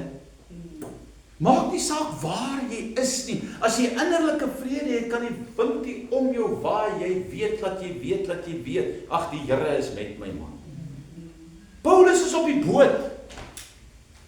Die Here het van voor die tyd gesê, hoor jou maat, jy gaan voor die keiser staan. En nou is hy op pad Rome toe. En wat gebeur? 'n Storm tref hom. En hy sê vir daai ou, vir daai skeps, wat sê noem mense, die skepskaptein, die eienaar van die skip, hy sê, julle moet nie vaar nie, hierdie boot gaan sink. Want die Here het aan my verskyn en die engel het my gesê, julle gaan dit nie maak nie. Hierdie boot gaan sink. Nee, julle, hy is 'n boeie. Hy het weer 'n boot gaan sink. En hulle sit hom op 'n boot. Want hulle luister nie vir Paulus nie, want hy's 'n gevangene. En wat gebeur? Die storm steek op. En hulle gooi alles oorboord, nader aan die kos en alles, en hulle ombind daar die skip met toue, wat om hulle sal die boot so onder hom, en dan is 'n woord vir dit. 'n Ou swem onder die boot verby, en trek hulle met 'n lyn aan die ander kant op, en bring hy die lyn die kant verby. Ek bly ek hoef dit nie te gedoen het nie. En hulle bind daai boot om, hulle bind daai hele boot met toue vas, dat hy nie uit mekaar uitskeer nie. Alles is oorboord, die maste is afgehaal, die seile is gesak, en daai ding dobber op die water, en dit gaan rof. En Paulus sê, ek het julle gesê, julle wil nie luister nie. Maar julle is dit ek was. Ek weet nie wie van julle was al op die diepsee nie. Ek wil nie daar wees nie. Hoe dieper jy is, hoe swarter is hy water. Daar's niks behalwe water. En dan is jy bo en dan is jy onder, soos hy duiding is. Dis nag. En jy sien niks, net water. Dis jy in die boot. En hier is hulle op die diep water, en Paulus weet, die ding gaan sink, julle kan hom ombind 20 keer, nog 20 keer, nog 20 keer. Dit gaan nie werk nie. Hy gaan sink. Maar ek is op die boot. Wat wil ek hier met jy verstaan? Paulus vrees nie. Hoekom vrees hy nie? Jy gaan in Rome uitkom, ek moet. Nou sê hy vir hulle, hoor jy, as een van julle van hierdie boot afspring, gaan julle almal omkom. Nou dink nou vir jouself, nou het hulle 'n keuse, hy het in die begin gesê die ding gaan sink, toe wou ons nie luister nie. Nou sê as een van julle afspring, gaan almal doodgaan. Nou het ek weer 'n keuse, gaan ek nou vir die ou luister of gaan ek nie vir hom luister nie? Vorige keer het ek nie vir hom geluister nie, nou is ons in die dilemma. As hy nou sê ons gaan almal omkom, wat gaan ek nou doen? En wat doen die kaptein? Hy kap die skeepstoue, die sleeptoue af, dat niemand uit die boot uit kan probeer ontsnap nie. So almal bly op daai boot, en die volgende oomblik begin hy boot, hulle stuur af op die land, en hy loop vast in die rots of in die sand, in 'n sandbank, en die golwe slaan hy ding uit mekaar uit, en hy sê, en almal kom op die eiland Melita aan, sonder die verlies van een lewe, dryf hy ouens op 'n stuk plank uit, en ander swem uit tot buitekant. Hoekom? Want God het dit gesê. Dis die Here nie awesome nie. Ek weet nie wat so ek gemaak het, as ek op daai boot was, en daai ding begin stik en slaan nie. Ek sou nie dit gelyk het. Paulus, dit lyk net asof hy nie bang is vir niks nie. Hoekom? Want sy hoop is Christus, in alle gevalle. Nou kom hy hier en hy sê vir ons, elke persoon wat Jesus deur geloof aangeneem het, hoort altyd 'n toekomshoop te hê. Die antwoord op hulle vraag is, God sal my die gees van wysheid gee, die openbaring van kennis van hom, verligte oë van die verstand, sodat hulle die rykdom van Christus kan hê. Ons het nie in alle opsigte oorwinning in ons lewe nie, omdat ons nie openbaringskennis en geestelike insig het oor die krag van die opstanding van Jesus nie. Julle, ons sukkel met die lewe, want ons verstaan nie wat die werk van Christus vir ons kom doen nie. Jesus se opstanding het elke vloek van die sondeval vernietig en daardeur die volle seën wat hy aan Abraham beloof het, aan ons as erfdeel gegee. Hierdie belofte van seën vir ons in Genesis 17 vers 1 tot 9 lê in Genesis 17 vers 1 tot 19. En hoor wat sê daardie belofte. Op hierdie tydste was Abraham 99 jaar oud. Nou julle, dis amper ouer as 'n mens. Hy was 75 jaar oud toe hy en Sarah begin trek het. So hoeveel jaar het verloop? 24 jaar. Vir 'n tydperk van 24 jaar realiseer hierdie belofte van 'n nageslag nie vir Abraham nie. Wat sou ek en jy gedoen het? Lankant opgegee. Want ons bid mos nou en dan net nou met die Here antwoord, okay? Ons vra nou, dan net nou verwag ons 'n antwoord. Nou kom die antwoord nie, en dan wat doen hulle? Die Here het my verlaat, die Here hoor nie my stem nie, ek kan nie die Here hoor nie. Dis hoe ons maak. Ek bid my, hoor my nie. Nee, ek is seker nie heeltemal aanneembaar vir die Here nie. Nee man, wag maar net, tot op die regte tyd. Ek sê altyd wag tot dan. Abraham moes wag tot dan. 24 jaar julle. Nou vra mens jou die vraag, hoekom wag hy 4? Hoekom wag God 4? Ag, sies tog Here. Hoekom vat jy 24 jaar om vir Sarah? Hulle was gelowig, hulle het geloop, hulle het hulle goedjies gevat, hulle het getrek. Hoekom vat jy 24 jaar om die belofte te vervul? Eenvoudige antwoord.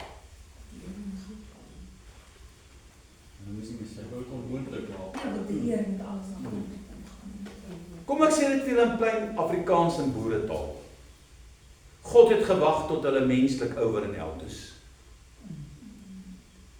Toe daar niks meer vermoë in ou Saratjie is nie, en nog minder vermoë in ou Abrahampie is. Toe sê die Here, nou is julle reg. Hoekom? Want anders was die kind van die belofte nie die kind van die belofte nie. Anders was dit anders was dit Abraham en Sarah se poging. Hoor dit ek sê? Ja. Dit was hulle toe doen. Maar toe hulle nie kon nie, toe daar niks hoor bly nie, toe die hele wêreld met hulle spot en sê, hoor die Abraham, jy het verkeerd gehoor, ou boet. Jy het daar baie skape by gekry, dit moet ek jou sê. Maar jy het verkeerd gehoor. Okay? Toe sê die Here, okay, nou is julle reg. Nou kom hy daar by die terpentynboom en hy sê vir Abraham, jy gaan volgende jaar jou seun hê. En Sarah staan daar in die tent en sy hoor dit in die Bybel sê en sy lag. Maar weet julle, ons sien net hoe Sarah wat lag, maar die skrif sê Abraham het ook gelag.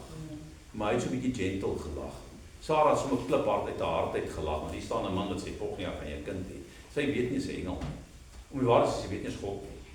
Maar daar 3 engele gekom waarvan een net God is. Die Here het agtergebly, die ander 2 het aangegaan om Sodom en Gomorra weg te ry. En hier sê die ou, volgende jaar hierdie tyd. En hom sê, ag Here, baie dankie vir Ismael. Hy sê nee. Daai is jou poging. Die kind van die belofte is Isak. En hy gaan kom. Wat beteken Isak? Kom aan. Gelag. En sy het gelag. En Adam het gelag. Maar is ook 'n gelag van vreugde. Dat God het sy belofte in stand gehou. Nou kom hy, nou sy 12 jaar oud. Dan kom die Here weer by Abraham. Het hy nou nie lank gesag nie. Sê die Here, hoor die Abraham, offer hierdie kind. Offer hierdie kind. As Abraham nie 24 jaar gewag het totdat hy ouer en oud was en geweet het dat hy weet, hierdie seun wat voor hom staan, het God daar gesit nie. Sou hy nie daai kind wil gaan offer nie. Maar die geloof wat opgebou is oor al daardie tyd, het hom die versekering gegee. Daarom sê die boek van Hebreërs, Abraham het teen geloof, op geloof gehoop. Dat God selfs, hy sê nie gehoop nie, geweet, dat God selfs uit die dode uit lewend kan maak. Verwysing na Christus wat sou opstaan uit die dode uit. En wat doen hy? Hy vat ou Isak nie. En Isak moet nog die hout opdra. Ok. En hy bou die altaar en hy sê vir hom, maar waar is die vuur? Of waar is die hout? Wat het hy gevat? Een van die twee. Wat sê Abraham om elke keer? Waar is die vuur? Waar is die offerdier? Oor die offer, ja, die offerdier, ja. Wat sê hy vir hom? Waar kry hy dit? Dit val my net nou by. So gee dit nou vir jou, of net betaal vir hierdie nie, dis Here se inspraak. Ek het myself aan Abraham bekend gestel as El Shaddai, God die Almagtige, God die voorsiener. So God het jou voorsien, my kind. God sal die offerdier voorsien. So hy het geweet, hy gaan my kind offer. Maar hy het gegaan om dit te doen. Maar hier het hy geweet, God gaan dit nie toelaat nie. Hy sal die offerdier voorsien. En hier bind hy hom vas. En kyk hoe lang vat God voor hy die antwoord. En hy lê op hierdie altaar, en dink aan die toe gaan hy vrees in hy kind se oë. God werk nie op daai stelsel nie. Jy kan nie 'n kind vir God offer nie, want dit is heidense gewoonte. En daar staan die ram, vasgehaak. En hy sê vir hom, daar is die offerdier. Maar omdat hy bereid was, dit is hom tot geregtigheid gelewer. Kan ek en jy God so vertrou? Kan ons God so glo? Nee, ons sukkel om dit te doen. So Abraham is 99. Hy trek vir 24 jaar. Dan kom die Here aan antwoord hom eens daarna. Wat sê die Here? Wat het die belofte ingesluit? Jy sal die vader van menigte nasies word. Op 99. Dit nog nie 'n kind nie. Maar die belofte is nasies. Hy sal hom buitengewoon vrugbaar maak en hom vermeerder. Weet julle wat Abraham het na Isak het hy nog kinders gehad by ander vrouens? Weet julle dit? Ja. Ok, maar nou gee ek julle iets, ek julle nou nie toe. Ok? Toe sy nog springlewendig aan haar. Ok? Want toe God seker sy vlees vernuwe. Ek weet nie wat hy daar gebeur. Iets het gebeur. Hy moes die belofte tot vervulling. En toe jy laat ek weggaan van daai. Hy was toe springlewendig. Hy sê ek sê jou buitengewoon vrugbaar maak en jy vermeerder. Onthou hierdie goed verwys nie na Abraham met die ander vroue na Sara. Hy verwys hom eintlik in Christus. Hy sal selfs konings uit sy saad na vore laat kom. Dis sy belofte.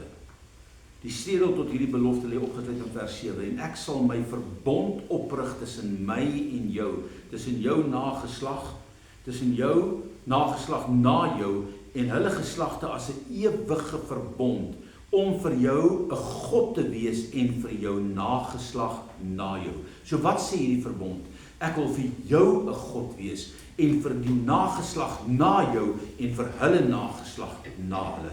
So El Shaddai, die God wat voorsien, is die God van jou nageslag, maar is ook die God van hulle nageslag. So wie is ek en jou God? El Shaddai. Okay. Maar nou kom in Eksodus 6 en hy sê, ek het my aan Abraham, Isak en Jakob nie laat leer ken as Jehovah, God die verlosser nie. Ek het hulle het my leer ken as God die Almagtige. Hulle het God nie geken as God die verlosser nie. Maar nou gaan jou nageslag my leer ken as God hulle verlosser. Moses, gaan en verlos my volk, sodat hulle my ook kan leer ken, nie net as die God wat voorsien nie, maar as die God wat verlos. Daarom sê hy vir hom daar, in daardie skrif, wat beteken, julle die woord verlosser kom in Eksodus 6 al voor, waar die Here vir hom sê, ek is die verlosser. Wat beteken die woord Jesus? Wat beteken die woord Yeshua? Dit beteken verlosser. Okay? So God is ons verlosser. En hy openbaar homself daar aan Israel, toe hulle uitlei uit Egipte uit. So hier sien ons, hoe dit sê, die sleutel tot ons vers 7, en ek sal my verbond oprig met jou en jou nageslag. Let op, God sê vir Abraham, ek sal my verbond oprig. Die woord is establish, to make steadfast, firm, or to stable. Met ander woorde, om dit te vestig op 'n onwankelbare, permanente basis. Die vers sê verder dat God hierdie verbond sal oprig of vestig met hom en sy nageslag, wat by implikasie beteken sy saad. Kan jy sien? Dit beteken dat elkeen wat die nageslag van Abraham is, geregverdig is op al die beloftes, of geregtig is op al die beloftes wat hierdie verbond inhou, en dat hierdie verbond onherroepelik is. Dit word bevestig in vers 7b, waar God sê, ek sal vir jou 'n God wees, en vir jou nageslag na jou. Ek sal vir jou El Shaddai wees, en vir jou nageslag na jou. Ek sal die een wees wat vir jou voorsien, en vir jou nageslag na jou. Dis 'n kragtige belofte, julle. So wat behoort aan my en jou? El Shaddai. Die beloftes van Abraham. Romeine 8:31 sê, as God vir ons is, wie kan teen jou wees? Dit maak nie saak wat jy sien, hierdie skip vergaan, die Romeine is teen Paulus, hulle neem hom gevange, die Joodse raad is teen Paulus, maar Paulus weet wat hy weet wie hy in Christus is. Hiermee sê God vir Abraham, ek sal vir jou 'n God wees, en vir elkeen van jou nakome, en niks of niemand sal ooit teen jou kan wees nie. Genesis 24 vind ek die effek van hierdie seën, en die Here het my Heer baie geseën, sodat hy groot geword het. Dis die effek van hierdie blessing. En die Here het my Heer baie geseën. En nou moet jy kyk, daar's 'n geestelike seën en daar is 'n fisiese seën. Die geestelike seën is die een uit sy saad, naamlik die Christus. Wat is die fisiese seën? Hy sê dit nie. En God het hom, my Heer, baie geseën, sodat hy groot geword het. En julle, dis nie groot soos ek dwars uitsit, omdat jy baie eet of te min oefeninge doen nie, nee. Hy sê, sodat hy groot geword het, en aan hom kleinvee en beeste, en silwer en goud, en slawe en slavinne, en kamele, en esels gegee het. So, waaraan meet hierdie diensteg die grootheid van Abraham se blessing? Aan sy materiële dinge. Kan jy dit sien? So kan jy sien, die geestelike seën is nie afgesny van jou fisiese blessings nie. As jy geestelik geseën is, gaan die, wat sê Deuteronomium 28 vir ons? As jy hierdie dinge doen, sal die seëninge van God kom. Hy sê, dit sal jou inhaal, en dit sal jou verbygaan, as jy doen wat God vir jou sê, as jy in hom bly. So die blessings is daar, jy moet dit net vat. Okay, maar hoe vat ek dit? Eerste prioriteit, God eerste. Soek eers my koninkryk, en al die dinge sal vir jou. Wat het Abraham eerste gesoek? Hy het nie skape en beeste en goed gesoek nie. Hy het God gesoek. Toe Lot van hom skei, wat doen Lot? Hy sê, hoorie, ek wil weggaan, want ons het nou te groot geword, ons het te veel beeste, ons het te veel skape, ons kan nie by mekaar bly nie. Wat sê Abraham vir hom? Hy sê vir hom, hoorie, kom ons gaan staan die buitekant. Hy sê, lê hierdie land nie voor ons oop nie. Kies jy dan, en wat oorbly, sal ek vat. En wat doen Lot? Hy kies die beste. En wat gebeur met Lot? Die lottery. Die Lotto het nie gekom nie. Die slegste. Hy verloor alles. Om die waarheid te sê, word deur sy eie dogters verkrag. En Moab word gebore. Hy verloor alles. Hoekom? Want hy sit geld eerste. Wat doen Abraham? Wat sê Abraham toe hy die 3 konings van Sodom en Gomorra uitgekleed en hy gaan haal vir Lot toe hom gevange geneem het en al die goed gevat het? Die konings van Sodom en Gomorra sê vir hom, hy sê hoor hierso. Hy sê jy kan alles hou, asseblief gee ons net ons vroue en ons kinders terug. Wat sê Abraham vir hom? Hy sê man, vat alles. Vat alles. Hy sê ek sal nie eens 'n skoenriem van jou vat nie, sodat jy nie kan sê jy het 'n aandeel in my rykdom nie. Want my vertroue is nie in my eie krag nie. Dis in God. Julle is dit nie geloof nie. Hè? Ek sal nie 'n skoenriem van jou vat nie. Hy sê al wat jy gaan doen is, jy gaan hierdie manskap, dit wat 300, gaan jy elkeen vergoed uit daai byt uit. Maar ek soek niks van jou nie. Ek het Lot gaan haal. Want Lot behoort nie aan julle nie. So kan jy sien Abraham se vertroue in die Here.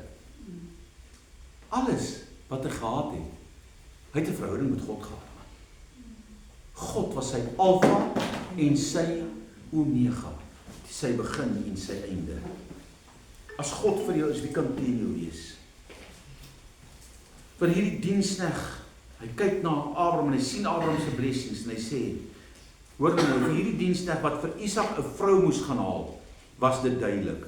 Alles wat Abraham was, hoor nou mooi, alles wat Abraham nie gehad het nie, alles wat Abraham was, want hy sê ek het hom groot gemaak in die Here. Alles wat Abraham was en alles wat Abraham besit het, was die resultaat van God se seëninge op sy lewe. Abraham, ek sal vir jou 'n God wees en jou nageslag na jou. In Spreuke 10:22 sê Salomo, die seën van die Here, wat doen dit? Die seën van die Here, dit maak ryk. Uit die volgende deel van hierdie vers is 'n oulike deel.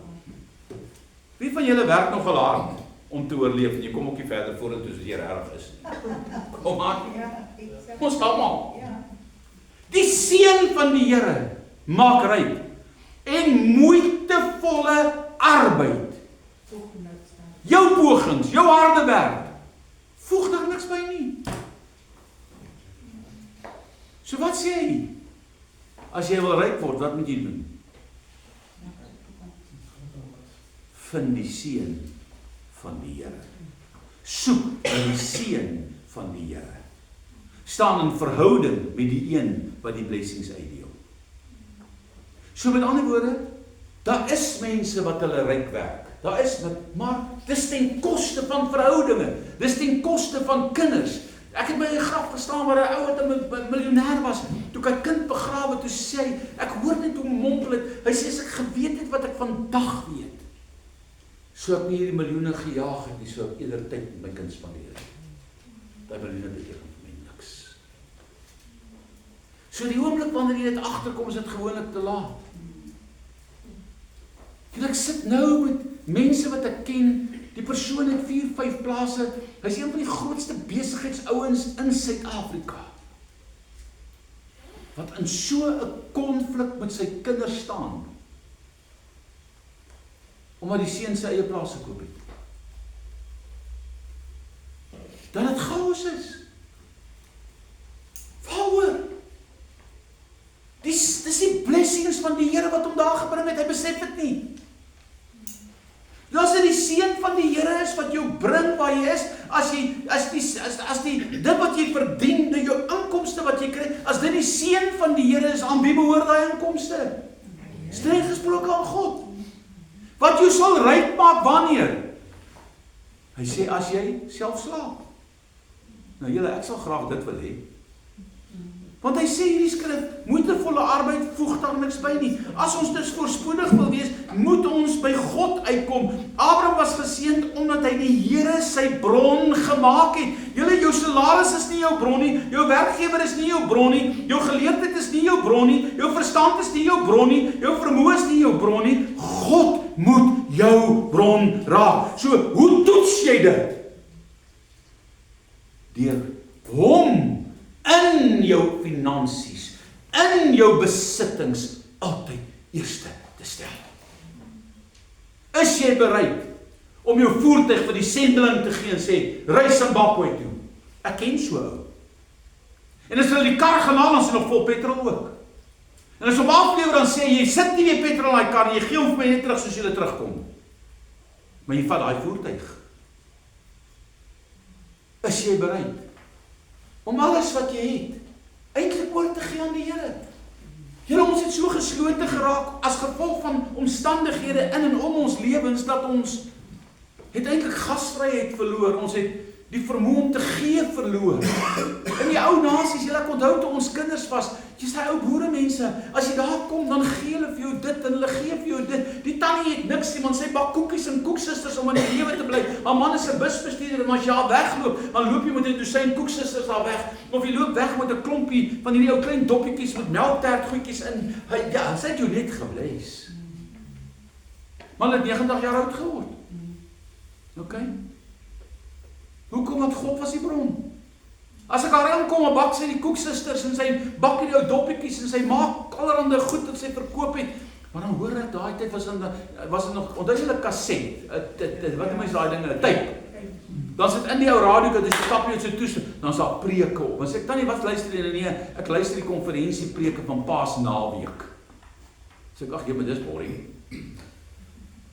Wat weet ek?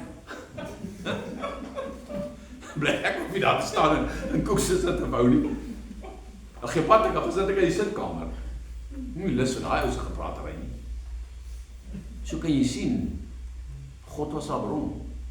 Sy het hom eerste gestel. Abraham het God eerste gestel. Toe Abraham 99 jaar oud was, het die Here aan Abraham verskyn en vir hom gesê, ek is God, die Almagtige. Ek is El Shaddai. Wat beteken El Shaddai? God wat oor alles magtig is. God is oor jou probleme magtig, is oor jou finansies magtig. Wat is die vereiste? Wandel voor my aangesig, dan sal jy opreg wees. Die woord opreg is upright, in geregtigheid wees. Without blemish, complete and perfect. Whole, full. Die sleutel om deur God geseën te word, is dus 'n wandeling of 'n leefwyse van geloof en geregtigheid. In vers 7 het God gesê dat hy ook sy verbond sal hou met die geslagte van Abraham. In vers 21 sien ons hoe God dit letterlik in Isak se lewe vervul. Julle lees my so mooi. Maar my verbond sal ek oprig met Isak, wat Sara vir jou ander jaar op hierdie tyd sal baar. So kan jy sien, hy is nog nie hier gebaar nie. Ander jaar op hierdie tyd sal baar. Genesis 26:24 sien ons dit realiseer. En die Here het aan hom in dieselfde nag verskyn en gesê, ek is God, die God van Abraham, jou vader. Moenie bang wees nie, want ek is met jou. Nou praat hy met Isak. En ek sal jou seën, net soos ek jou vader geseën het. En ek sal jou seën, bladsy 14 heel bo, en jou nageslag vermeerder ter wille van Abraham, my knegt. Abraham roep sy diensknegt en hy sê, jy mag nie 'n vrou vir Isak vat nie. Hoe oud was Isak? 40 jaar. Soos hy nog nie getroud nie. Het julle dit geweet? Ok, so julle trou hom op vandag. Ek was daarom 28, so. 40 jaar. En hy sê vir hom, jy sal nie 'n vrou uit hierdie heidense nasies waarin ons bly vat nie. kom lê jou hand, die Afrikaanse sê, Bybel sê onder my heup, en sweer vir my by God, dat jy vir Isak 'n vrou sal gaan haal uit my familie. Want God het ons gekies. Nou julle, en hy sit sy hand onder sy heup en hy sweer by Abraham. Wat is daai betekenis daar? Onthou, Abraham moes hom besny, en die besnydenis was die teken van die verbond, dat daar 'n kind sal kom. So elke keer wat Abraham badkamer toe gegaan het hy hom herinner aan die verbond wat God met hom gemaak het, ongeag die 24 jaar wat verloop het, dat God sy behoeftes sal vervul. OK? So, die verbond lê in die saad, in die nageslag.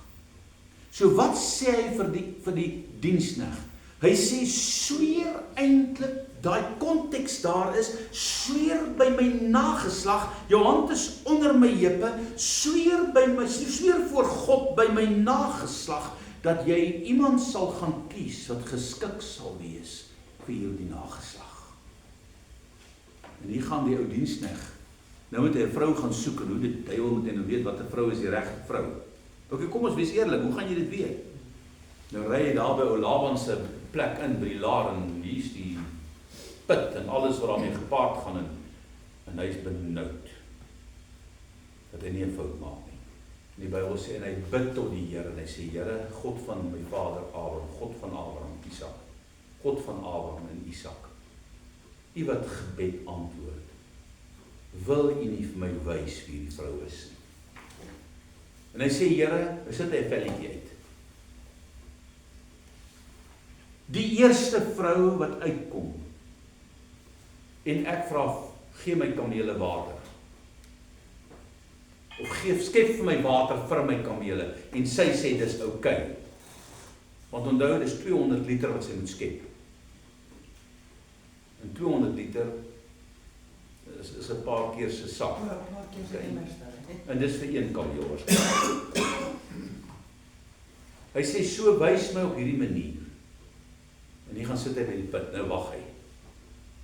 Hy het nog, ek weet nie of hy al ooit die Here gehoor het, of die stem gehoor het, hier sit hy.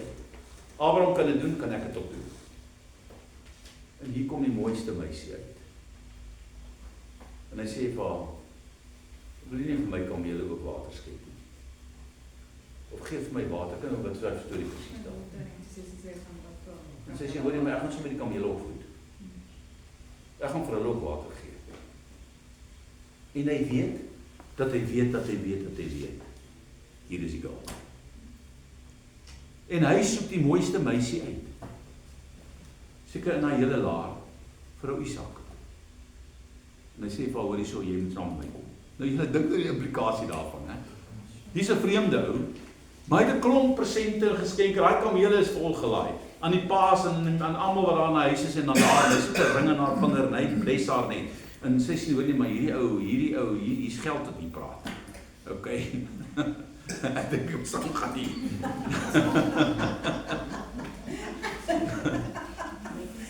Hulle maak mos so. Maar sy was gedestie.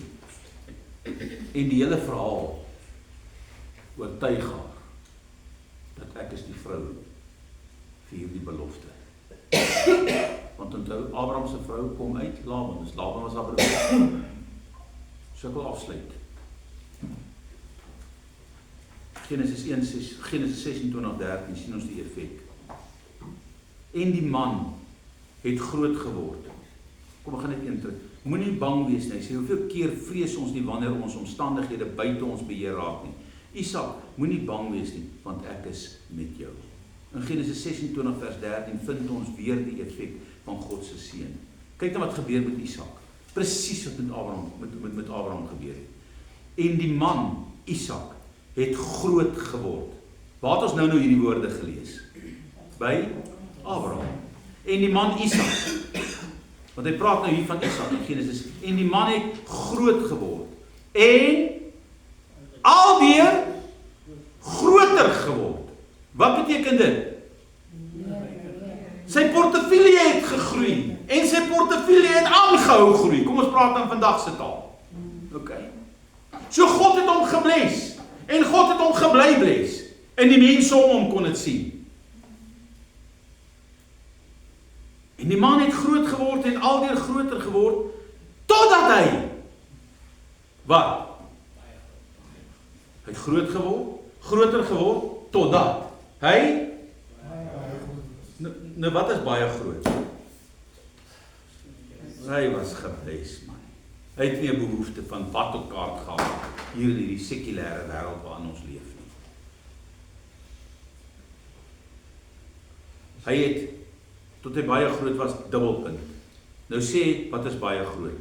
Hy het troppe kleinvee en beeste gehad en baie bediendes sodat die Filistyne hom benyd. So wat gebeur die oomblik toe hy hierdie grootheid in hierdie sekulêre lewe bereik het? Toe die blessing sigbaar word. Die Filistyne in wie se land hy daar beweeg het jaloers op hom begin raak. Is dit nie wat in die wêreld ook gebeur nie? Die oomblik wanneer die Here iemand seën, dan is daar jaloesie. En jy kry dit baie keer in die families. Okay. Die oomblik wanneer die Here jou seën, dan begin die monde praat. Maar hoor wat sê Genesis 30. En hier vind ons hoe God hierdie verbond nog 'n geslag verder vat. Onthou dit was Abraham, dan is dit Isak en nou is dit Jakob. Die derde geslag. En die man, hier begin hy weer so, het buitengewoon uitgebrei en baie kleinvee en slavinne en slawe en kamele en esels gehad. So hoe lyk Isak? Buitengewoon geseën. Hoe lyk Jakob? Buitengewoon geseën. Hierop sien ons die reaksie van die seuns van Laban. Dieselfde storie wat nou gebeur het met die Filistyne, Genesis 31. Toe hoor hy die woorde van die seuns van Laban, dat hulle sê, Jakob het alles geneem wat my vader se was, en uit wat ons vader se was, het hy al hierdie rykdom verwerf. So waarop fokus hulle? Hulle sê dit is by sy skoonpa. Hulle het nie 'n klou nie. Maar wat doen Jakob? Laban doen hom in. Elke jaar dan verander hy sy lone 7 keer. En hy betaal hom nie wat hy al moet betaal nie. En hy sê vir hom, jy kan my dogter kry en laat hy hom wag. Okay? En wat doen Laban? Hy sien elke keer as hulle hier by 'n plek waar daar een of ander strepe of iets is, dan kalf daai, dan kry hy goed kleintjies wat lyk soos die strepe en die Heilige Gees sê vir hom, hoor jy, vat 'n klomp takke en sny dit. Haal die bas af en maak dit ringetjies, bas wit en sit dit by die drinkplek neer. En hy vat daar die latte en hy sit dit daar by die drinkplek neer en elke keer as die skape kom en hulle drink daar, dan gooi hulle lammers wat bont is. En hy het 'n ooreenkoms met Laban gehad, want die bontlammetjies was blykbaar nou nie die gepaste lamme nie. En hy sê ek sal die bontlammers vat. En wat gebeur? Hier begin die bontlammers die ander ouer roel. En arme ou Laban se skape kry niks kleintjies nie. Hoekom nie? Want hy's buite orde met God se blessing. Hy doen God se man in. Maar die Here seën Jakob. Ten spyte van die feit dat Laban Jakob bedrieg het, verhoog God Jakob so, dat selfs Laban se seuns Jakob verwys oor die effek van God se seën op sy lewe. So kan ons aangaan van geslag tot geslag, Genesis 39. Julle kyk na Israel vandag, is hulle geseën of is hulle nie geseën nie? Is geseën, reg oor die wêreld. Kyk wat se gemorstel al deur gegaan, maar hulle bly geseën. In Genesis 29 vers 2 sien ons hoe God Josef in Egipte seën, ten spyte van die feit dat hy 'n slaaf was. Binne die bestek van 13 jaar verhoog God Josef tot heerser oor Egipte. En dit is waar ek en jy vandag moet uitkom. Maar wat my opval is die feit dat die seën in al 4 hierdie manne se lewens gerealiseer het, omdat hulle God hulle bron gemaak het. So, waar lê die sleutel van hierdie hele blessing? Jy moet Jesus jou maak. Jou eerste, jou alles. Ons klem mag nooit die besittings op sigself wees nie, maar die bron. En wanneer ons fokus God is, sal ons die effek van sy seëninge sien. Wat sê Matteus 3? Wat sê Matteus 6:33? Soek eers die koninkryk van God en al hierdie wêreldse dinge sal vir jou gegee word. Is dit nie presies wat hier staan nie? U mag dalk by uself dink, maar al hierdie dinge was bedoel vir Abraham en sy fisiese nageslag van Israel. Maar hoor dit sê Handelinge 13:32. En ons bring julle die goeie tyding, die evangelie, van die belofte wat aan die vaders, vaders met 'n S, Abraham, Isak en Jakob gedoen is, dat God dit aan ons, hulle kinders vervul het, deur Jesus Christus uit die dood uit op te wek. So is daai belofte vir jou ja, of is dit vir jou nee? Dit is vir jou. Maar wat is die ultimate van hierdie beloftes? Is die opstanding uit die dode, omdat jy die Gees van God ontvang het. So jaag 'n verhouding met God na. Soek God in al jou weë, en al hierdie dinge sal vir jou bygevoeg word. So as ek en jy suksesvol wil wees in hierdie lewe, wat moet ek eers stel? God oor alles. Dan sal ek geseënd wees. Julle, ek stel dit weer vir julle. Daar's geen manier dat ek met my inkomste hierdie stuk grond 4,5 hektaar kon koop in hierdie omgewing. Is nie manier nie. God het dit bewerk. Die dag toe ek afgekeer word deur Jaco se bank, want hy's 'n kerk op die grond. Hy keer die koop goed, want hy waardeer dit. Maar ek weet nie hoekom skryf hy daar's 'n kerk op die grond. En hier sit die getuie, sy die band gedoen. Dus jy moet hom bietjie met hom praat al die tyd, hoor asseblief. Val as hy my goed hanteer. Daar gaan nie weer iets wees, maar nie te veel worry. Sê dat my hier's 'n kerk, jy kan nie die grond. Daar's nie 'n manier nie. Ek gaan huis, ek sê, Here, as U wil hê ek moet hierdie grond koop, dan moet jy my huis binne die volgende maand verkoop, anders kan ek nie die grond koop nie. Want die bank kom toe terug en sê, hoor jy moet 40% deposito neersit, jy 40% deposito op my salaris, en op hierdie koop van die grond, jy praat van 'n paar jaar salaris. Ek sê, Here, dan moet jy my huis verkoop. Binne 'n maand. Ek het die huis al 'n paar keer in die mark gehad. Dan kom mense kyk, maar niemand koop nie. En dit was genuine mooi huis. Ek sit die huis in die mark. Ek sê vir my seun, maar ek sê gaan net eendag gee. Ek sê vir die Here, maar gaan net my seun gebruik, want daai jare het hy huise verkoop. Ek gaan net eendag gee gebruik. Want by U is niks onmoontlik nie. As jy wil hê ek moet hierdie grond koop my huis. Ek gee jou 30 dae kans, ja. Dis nog 'n bietjie demanding, né? Maar ek moet die Here toets. Ek moet vir die Here vra, Here, ek weet nie, wys my. Dis nie dat ek demanding is nie. Ek sê net vir die Here, wys my. Doen dit in 'n maand, dan weet ek. 4 dae gaan verby. Hier kom 'n dokter en sy vrou in. Die dokter se vrou love die huis. Rega sê my pa, eintlik die agent, is een van Rega se agente wat saam. Sy sê vir my, en ek ken haar baie goed, want sy het vir die ouens gewerk wat my gehelp het met die bouery. Sy sê vir my, Pastor Henry, die huis is weg. Ek sê, hoe seker is jy? Sy sê, is weg, ek ken die kopers. Hierdie vrou gaan terugkom. En jy weet, die vrou soos die nek. Draai die kop op van hom wil hê. Kyk. Ek bel my die volgende dag, sy sê die huis is verkoop. Ek het die kopers nie gesien nie. Binne 4 dae verkoop die Here die huis aan die eerste persoon wat kom kyk. So moet ek hom verkoop? By all means. En toe ek hom verkoop, toe kan ek hier aangaan. So kan julle sien, dis God wat in beheer was. Hoekom?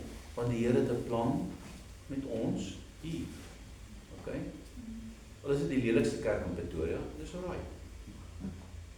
Ons dien die beste God in Pretoria. Dien die beste God in die wêreld. So die seun van Abraham is vir jou en my. Maar ek moet dit vat. Ek moet daarna strewe. Hulle het groot geword en al groter. En ek gaan volgende week begin om te kyk, ek wil nie baie tyd daarop spandeer nie, miskien 1 of 3 of 4 lesings. Wil ek jou leer om die seun van Abraham te aktiveer in jou lewe op grond van die goed wat hier staan. Ek wil met jou praat daaroor. Want as jy dit kan verstaan, gaan jy vorentoe gaan. En ek het die Here op dit gevat. 1 hele jaar lank het ek die Here daarop getoets. Om te kyk, is dit so, werk dit so, dat ek kan weet of dit so werk. En ek weet dat ek weet dit werk so. Want die Here het my gewys. Maar nie geld eerste nie. Nie besigheid eerste nie. God eerste. In Jesus se naam. Vader, ek dank U dat ons vanaand geseënd is in die Here.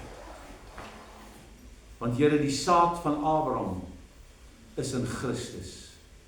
En elkeen wat Jesus aanneem, word sy kind. Ons is U nageslag. En Here, die seun wat U kom proklameer het. U is die koning van alle konings, die Here van die Here. Ja, U het die gestalte van 'n diensknegt kom aanneem. U het die rykdom van U heerlikheid verlaat. En terwille van ons het U arm geword, sodat ons ryk kan word. En Here, ons moet dit verstaan. En ek wil vanaand bid, help ons, dat ons God altyd die bron sal maak. Want Here, niks wat ek is, en niks wat ek het, is eintlik deur my eie krag nie. Ons het dit en ons is dit, omdat ons dit uit die hand van God ontvang het. En ek wil bid, Here, dat U ons genade sal gee om hierdie beginsel te verstaan van U seun van Abraham, wat in Isak en Jakob gerealiseer het tot in Christus. En Here, die ultimate daarvan is die opstanding uit die dode, die invulling met die Heilige Gees, waarna ons moet strewe elke dag. Want hy wat deur die Gees van God gelei word, sê die woord van die Here, is 'n kind van God. En ek wil bid, Here, lei ons ook in hierdie wêreld waarin ons lewe, deur U Gees, sodat ons weet wat U van ons verwag om te doen, sodat ons U seën kan ontvang. Help ons, Here, om hierdie woord van vanaand ter harte te neem en te verstaan. Ons is die geseëndes in die Here. En wie sal God kanteer as hy besluit het om ons te seën? Ek bid dit vanaand in Jesus se naam. Amen. Amen. Weet jy, daar's 'n skrif iewers, terwyl ek dit op die Gees het, ek kan net onthou waar dit staan nie. Dis in Nehemia. Dit is in Nehemia. As God besluit om jou te seën, wie kan hom keer? Waar staan dit? Is dit Nehemia? As God besluit het om jou te bless. God het besluit om Abraham te seën. Hy het besluit om Isak te seën. Hy het besluit om Jakob te seën. Wie kan hom keer? Nie die Filistyne nie, nie die seuns van Laban nie, nie Laban nie. Niemand kan God keer nie, julle. Nou vra ek jou, wie van julle wil geseën wees? Ons almal. Okay, in die Here. Alraai. So kom volgende week, kom ons dien die Here met blydskap in die week. Gaan sy vrede en liefde en kyk wie kan jy dien in hierdie week wat voorlê. En doen iets vir iemand anders. Seën hulle, want die blessing is vir die wêreld. Okay. Seën vir julle, drink maar 'n koppie koffie en as jy dan 'n bietjie min melk gehad, baie dankie nogmaals vir die melk. Okay.